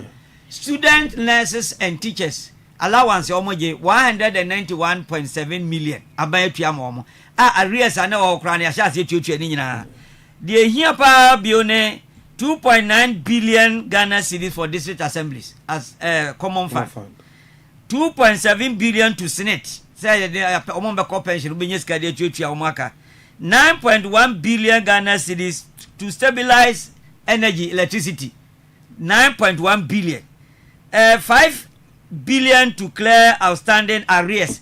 Abamba kono free amamuno na department ne agency ni ministries na omo to niam bebre free na arrears go odoso pa 67.5 billion say about me nyamu 5 billion atua na omo pa kire say yes I can obagu no omo justifier they want to man justify ni dey na buy say wontua titi ko gise utimi justify say empire to ade we ni we receipt wo ho enti omo tua mu 5 billion almost spending 4.6 billion to Ghana Education Trust Fund. Said the union will get fund. Yeah. Almost 4.6 billion. Where you can create and now boss no. The brave on more cacao. And the young press are buying spend it. Name no patch and say road contractors are buying one cano. A buying chassis will be to your mocha. It is a buying chassis will to your mocha. A likely say exchange rate in Besançon Cosro. Na enya de aye no kresa aban ba kru be fru akonwam na road for car ya bogu wonko na aso se yetua ka aban timi ntua na 21 billion 21 billion Ghana cedis ana ede ho ka se ya hwe total commitment to road construction award aban contract dia member nkofo ye nyanye ye no ana mguso omo ye bi for ya suspend no ho ka ye 105 billion Ghana cedis. It is aka we abana ba to beka say 100.5 do munyanya adwuma no. Na mo 21 billion no de omo be sha say tua this month ending. De ye genuine. Omo ahwemo ahunu say company go ha ye adwuma ni we ye tua ne ka 2 times. It is or infishemu no omo ye wi a why ye tua ka 2 times just what do money dwum. Ye ntua o ka bi na mo ye do be court. That information seems to be a bit worrying, and for me, minim dear, say how possible it is, because when you take the roads ministry, for the roads ministry, minim say Ministry of Roads ebe raise, and then finance ministry ebe payment. So how come until say for me, I'm telling until say the government let me approve with evidence these are contractors of magic to I don't trust that. That is it. Yeah, they are mampani na aka. Now what say omu wie investigation, omu wie omu the details in be public amu bi ahwe. It is anya no kra ni bedadi. Ana say no kra nso no kra ni bedadi. Enti esa akatua bebrebe ya aban ameki no. The anya ne say secret omu ni say expenditures aban as will tia bi ohonoma ehu hia ebu ohonoma the government can avoid such expenditures a bit is fuel allowance the man minister the government appointees yeah you bet me atwoma me na yeyi ana ban abeka se o betwam ampani ampa what trans na ye ho estimate is ka so pa yi na nse abeka kire se Jubilee House nko DSTV subscription 1 month to be announced spending 126,000 Ghana cedis. Yeah. So the so advance wo twam. And the expenditure go a wasteful. A pump is can be go memu a the pressure about dollars. Any money na buy ahye boss say obeyi yi sa akatua ni nyina afiri ho no mo. A be say fiscal consolidation. Na ehun susu aso no ene de ye hu sisi no. O hwe enra minister ekasa o si atete we so anopa yi the callers ne your listeners on viewers on here ETA a confirm se bi wo ha yatete enema no ebi so ebi won so a yesi ye nte so ana se no kra no ekosoro de na wo sa ban ye especially enema de ente so no de tie ni say in macro economy no ya wo theory bi e friend no sticky pricing theory. Okay. Say Omani kwa huhihim na se enema kosoro na kodu ba bi etimi stabilize economy na prices no ɛnkɔ fam ntɛntɛm ɛtwitwe ne naase kakra adwuadefoɔ ne paa kyerɛ sɛ tama dollar no gye bu ma ahokyerɛ baeɛ no ɔmo sɔfae losses bi enti sɛ akɔba sɛ windfall bi aba a ɔmo bɛdodoɔ no ayɛ ɔmo adwene sɛ ɔmpɛ sɛ ɔmo te ɔmo ka ansa na ɔmo bɛtete sɛ ɔmo ate so enti ɔmo ka saa no a logically nyansa nteaseɛ wɔ mu kakra na nsuo wɔ hɔ ɛyiri a ɛgye bum na ɛyiri na mmom ɛtwitwe a ɛteki longer time kakra so wate deɛ mepa kyerɛ ase enti ɛsɛ sɛ ghanafoɔ nya abotrɛ competition ɛbɛ write out all the excesses sɛ wowɔ nte wo deɛ so na memete me deɛ so a customers no do na bɛbɛyɛ dɛ ɛba bɛtɔ afiri mu hɔ na wo deɛ no gu hɔ dadaada nti bɛduru wa conscience bɛkyerɛ sɛ wo nso ɛsɛ wote wo deɛ no so nti in the long run the competition is going to write off all the excesses bɛ ɛnkyɛ biara bɛduru bɛgu so mensia akyiri no yɛne yɛbɛhu sɛ nneɛma dodoɔ no abɔ bɛba fam ama obiara bɛdi ho adanseɛ na ɛnyɛ likely sɛ nneɛma no nyinaa bɛba fam at the time no it is not possible. You are an expert. Deɛ ghanafoɔ ehu yi ɛyɛ akɔyɛ sɛ nidasoɔ kakra wɔ hɔ ɛdeɛ na ebɛtumi asi ama nidasoɔ a yɛhu no yi ebɛtumi asan aba fam. Sɛ kɔba sɛ aban ma ne tirim yɛ ne dɛ kɛse sɛ wɔnya success bi enti no ɔbɛtwetwe ne nneɛma ase wɔ nneɛma bi ho na ɔmo hyɛ aseɛ bobɔ besia basa spendi basa sɛnea nana na ɔyɛ no a ɛbɛsa so akɔ back na mmom matimi ahunu sɛ wohwɛ dwɔma ama anim a wotim sɛ wɔyɛ determined ɔpɛ sɛ ɔmaki mark bi on the economy sɛ aka na one term na ɛwɔ mu yi nti ɔpɛ sɛ ɔmaki mark bi ama daakye bi ɔni hɔ ankɔfoɔ amaki reference aka sɛ dwɔma ama bae no ɔyɛ sei and luckily when you very very hard working finance minister wohwɛ atofoɔ sɛ wotim sɛ asɛm a ɔbɛka bia no he means it ɔyɛ very serious enti yɛmmɔ mpa yɛ sɛ saa tirimɔdɛ no ɛnkɔba aban no akwa mu na nneɛma ɛnsa nso anyi mu bio so woka sɛ ɔspend recklessly a ɛno no kyerɛ sɛ yɛmfa ne sɛ nneɛma nketenkete bebree hɔ nom a aban sɛne medical ka no expenditure bi wɔ hɔ aban bɛtumi ayɛ dɛ aban bɛtumi atwam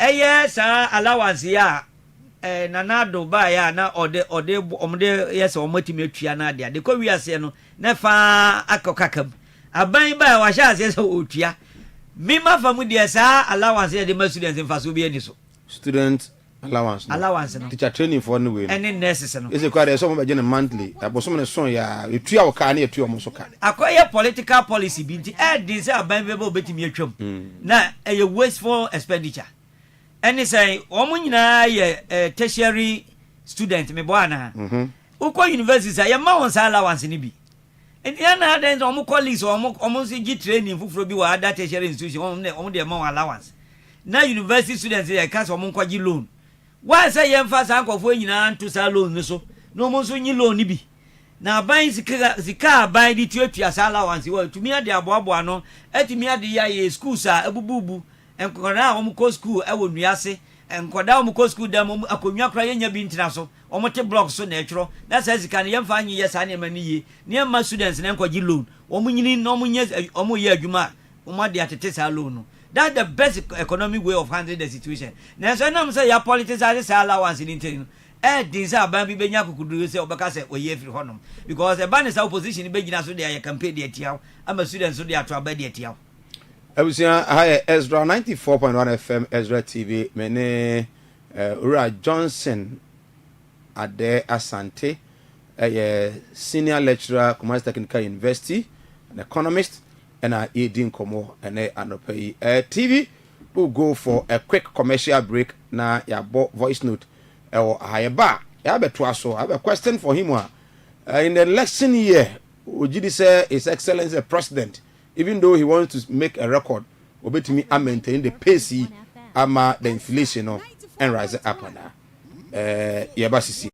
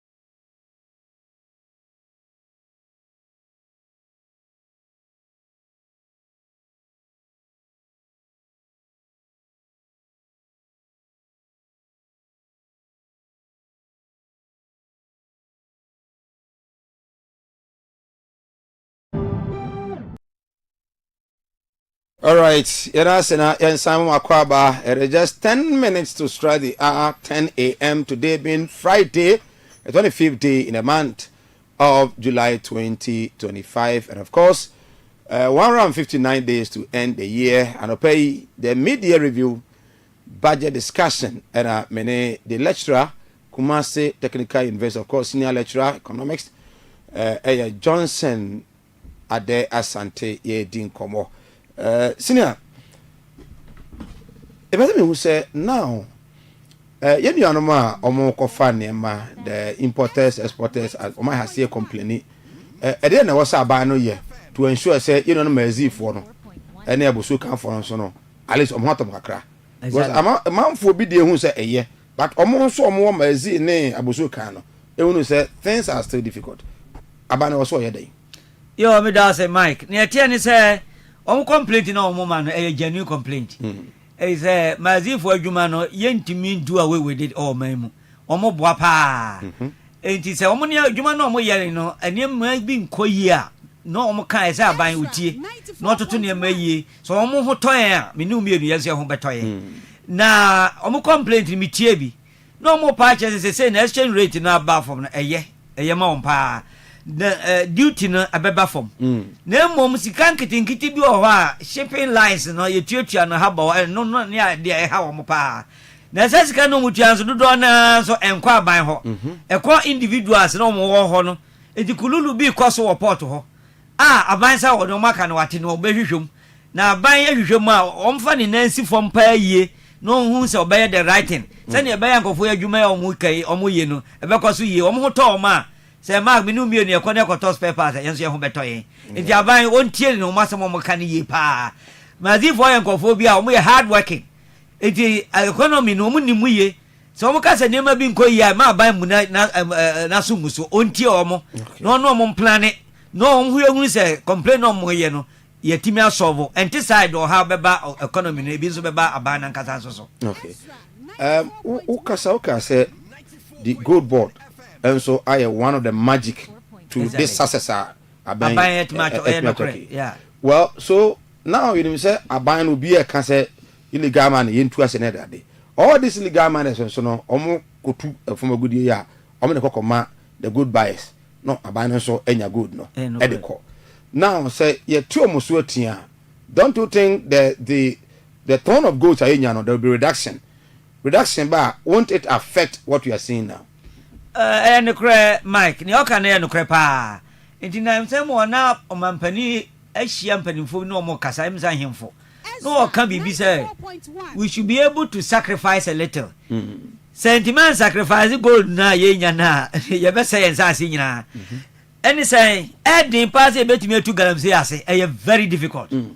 Na me no din ko na me ma example be say 1980s no na private lottery companies na illegal enti na ban nkwa na legal man so betwa lotto enti na san kofo no na ye chichi bi mu na ye bo na soja fo bo bi no na de bi mu kotum na ade omu hu say it was impossible for the government to approve that menace enti de omu ye ni say omu regularize no omu legalize say wa o pese wutwa lotto private company no bra be register near my license na mom wutwa say sika wunya wutua ho tax first na ye illegal no mu ntua tax wo ho enti aba ne sa no say so bia ye free say obe operate as private lotto entity aba so nya ho mfaso enti say ne say tima solve that problem no enti ebetimi use the same idea e wo galam say num aba nya boys no ho abotre na won hia wo mo ebe ye omo tete akuekuo na won timi convince won say adwuma omo ye no eye because omo kan ru say na say small scale mining and galamsey for no omo output no of gold no across we change traditional companies as say ye nim so mu to gold o man mu no e dey discount dollars bebre abewura o man mu na say gold ball for patch say last year gold ye to ye nyina e koto ye no na ni nyina around 5 point something tons say ya afenu ko awie no yetimi ahete akakram ni yetimi ahete sa tons no enti a chese galamsey adwuma omo ye no e contribute there's no doubt about that enti abanti min krokro omo en che on say adwuma na omo ye no fa so na emom esen ye nsuo ne ye nsase enti ye kire on kwampa omo fa so tu a ense ye nsuo ne ye nsase entu ye kokoo ngu na boys no ometimi agye atum na ometimi adi sa hyehyɛ ne so ama abanzo atimi monitor won yie no mo atu ne yie sɛ ne US private companies omututu to illegal year friends small scale no yenso ye betimi use o ma na mo motu no ne atimi agade o ma mic o motu ne enya ho mfa so o ma yenya more dollars ama ahotable man. Right. Yeah, wrap up your time now so. But do you trust the government of the day, John Dramani Mahama, said this fiscal discipline will maintain it? Obetimi aye edakusie especially during election year. Me da se bebre me dika ka se wo hwe John Mahama waka se o one time penaka. Enti opese o create impression bi se obai no be born homoden. But he represents the party. Mistakes are here first in the what you have corrected. Enti o is very serious compared to the first time no. Enti he has nothing to lose. So we maintain a fiscal discipline and a fiscal consolidation during election.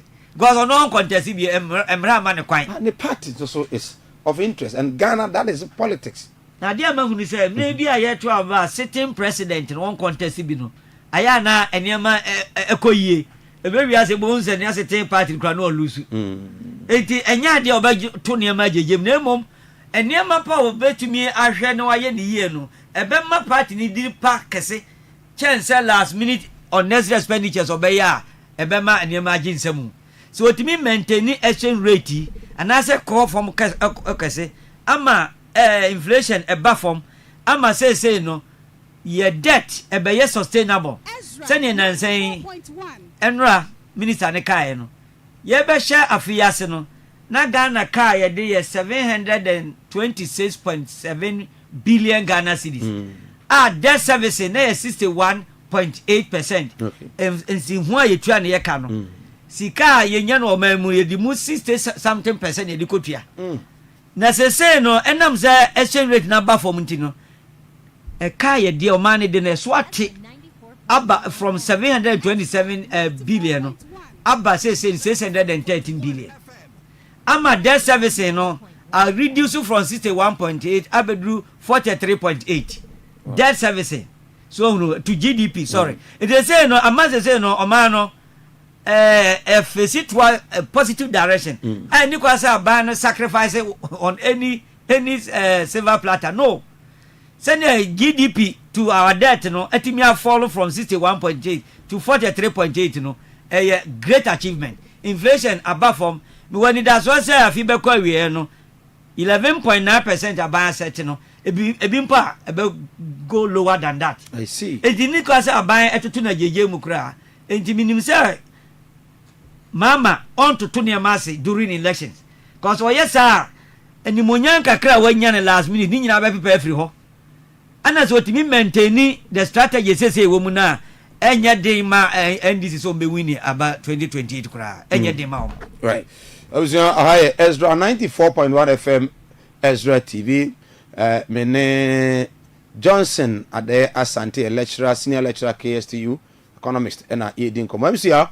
More about this now, you know, share na wrap up of this discussion. Budget review. China me adomswa be science so di san komono atwaso. And of course, was say or GD say even the target of the government in inflation at the end of the year being 11%, right? 11.9%. No, he believes should the government continues the way our year by the end of the year, no, even obeko lower than on our target, no. That is about one more than parts on Aquano, your car so be.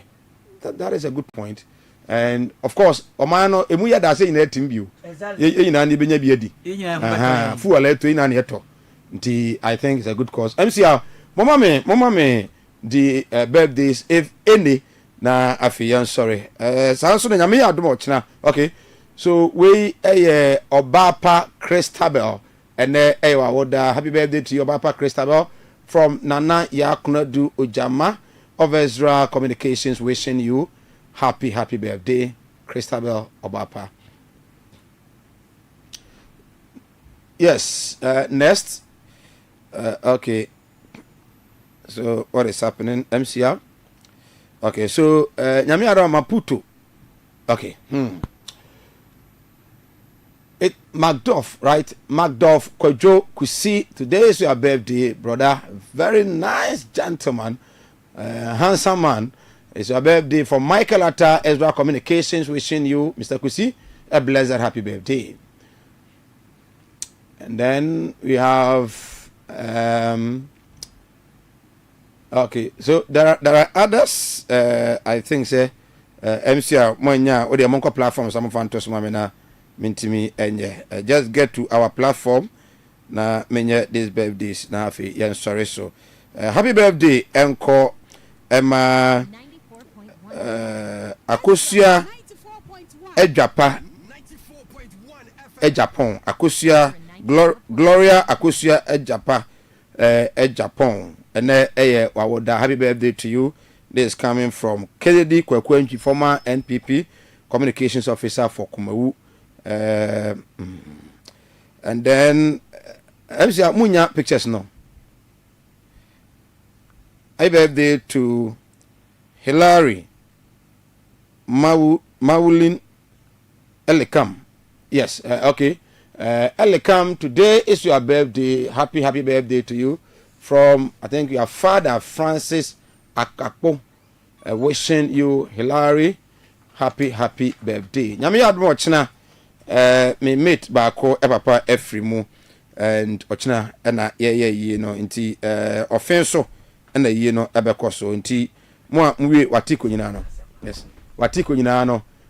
Ochina, openi Benjamin Ochre, aka openi Ose Kwame. Ochina, ena ye no, eye, ewo offenso, Asamankama, yes, Asamankama, ena eye no ekoso, nti Maputo, papa, ena efrimu, nti ye nyina yemra, ni meja Maputo, na afi ochina no, ontimi enyam ne papa, ehwe chiri kra. Sanso na Lawrence, Ata, enso teacher ni Waterhill, ono so, ne maame ye no so, ebekoso nyame adum ochina, enso ewo ebua kwa, onso, Tahi teachers na so no, mbeko, ya ko jam ono so kra. Say yes, sorry, your time na so. Yo, me das me pese me ka sem ba ko bi e ma mpanimfo a wo ahwe Kumasi so. Okay. Na nsen se wo fa wo firi asafo. Na wo kofa da nyame awuramu akọ ebuakwa. Okay. Ekwa no so yesum pa. Okay. Edu da nyame de na enye kra. Light wo so nyina nya adwuma. Enti me touch the KMA. Mpanimfo a mo hwe light so say omomodna say ombe restore light with that a stretch of a road no so. Okay. Because especially interchange, so for light interchange. Light nyina nya adwuma. Okay. Right. Yes, we betu hana ma motie na so na if you man de kwedi ho nkomo. Me dey say Mike, and of course the entire team led by the legend Reverend Kofi Asante Enin, Okonji Aman of Atabwadi, Afi Ruben Opoku Agro Papa Ujama and Ken Promise and the entire team in Yadisia HOBBA. Up next, the finest DJ Godfred, the number 12 or so on radio, and then at 11 a.m. Marcos will also join you from 11 to 2 p.m. with Marcos Sem. It's a story and Odebano. In fact, when TB will be catching our bay, stay tuned now on Suti. This is Mike on behalf of the entire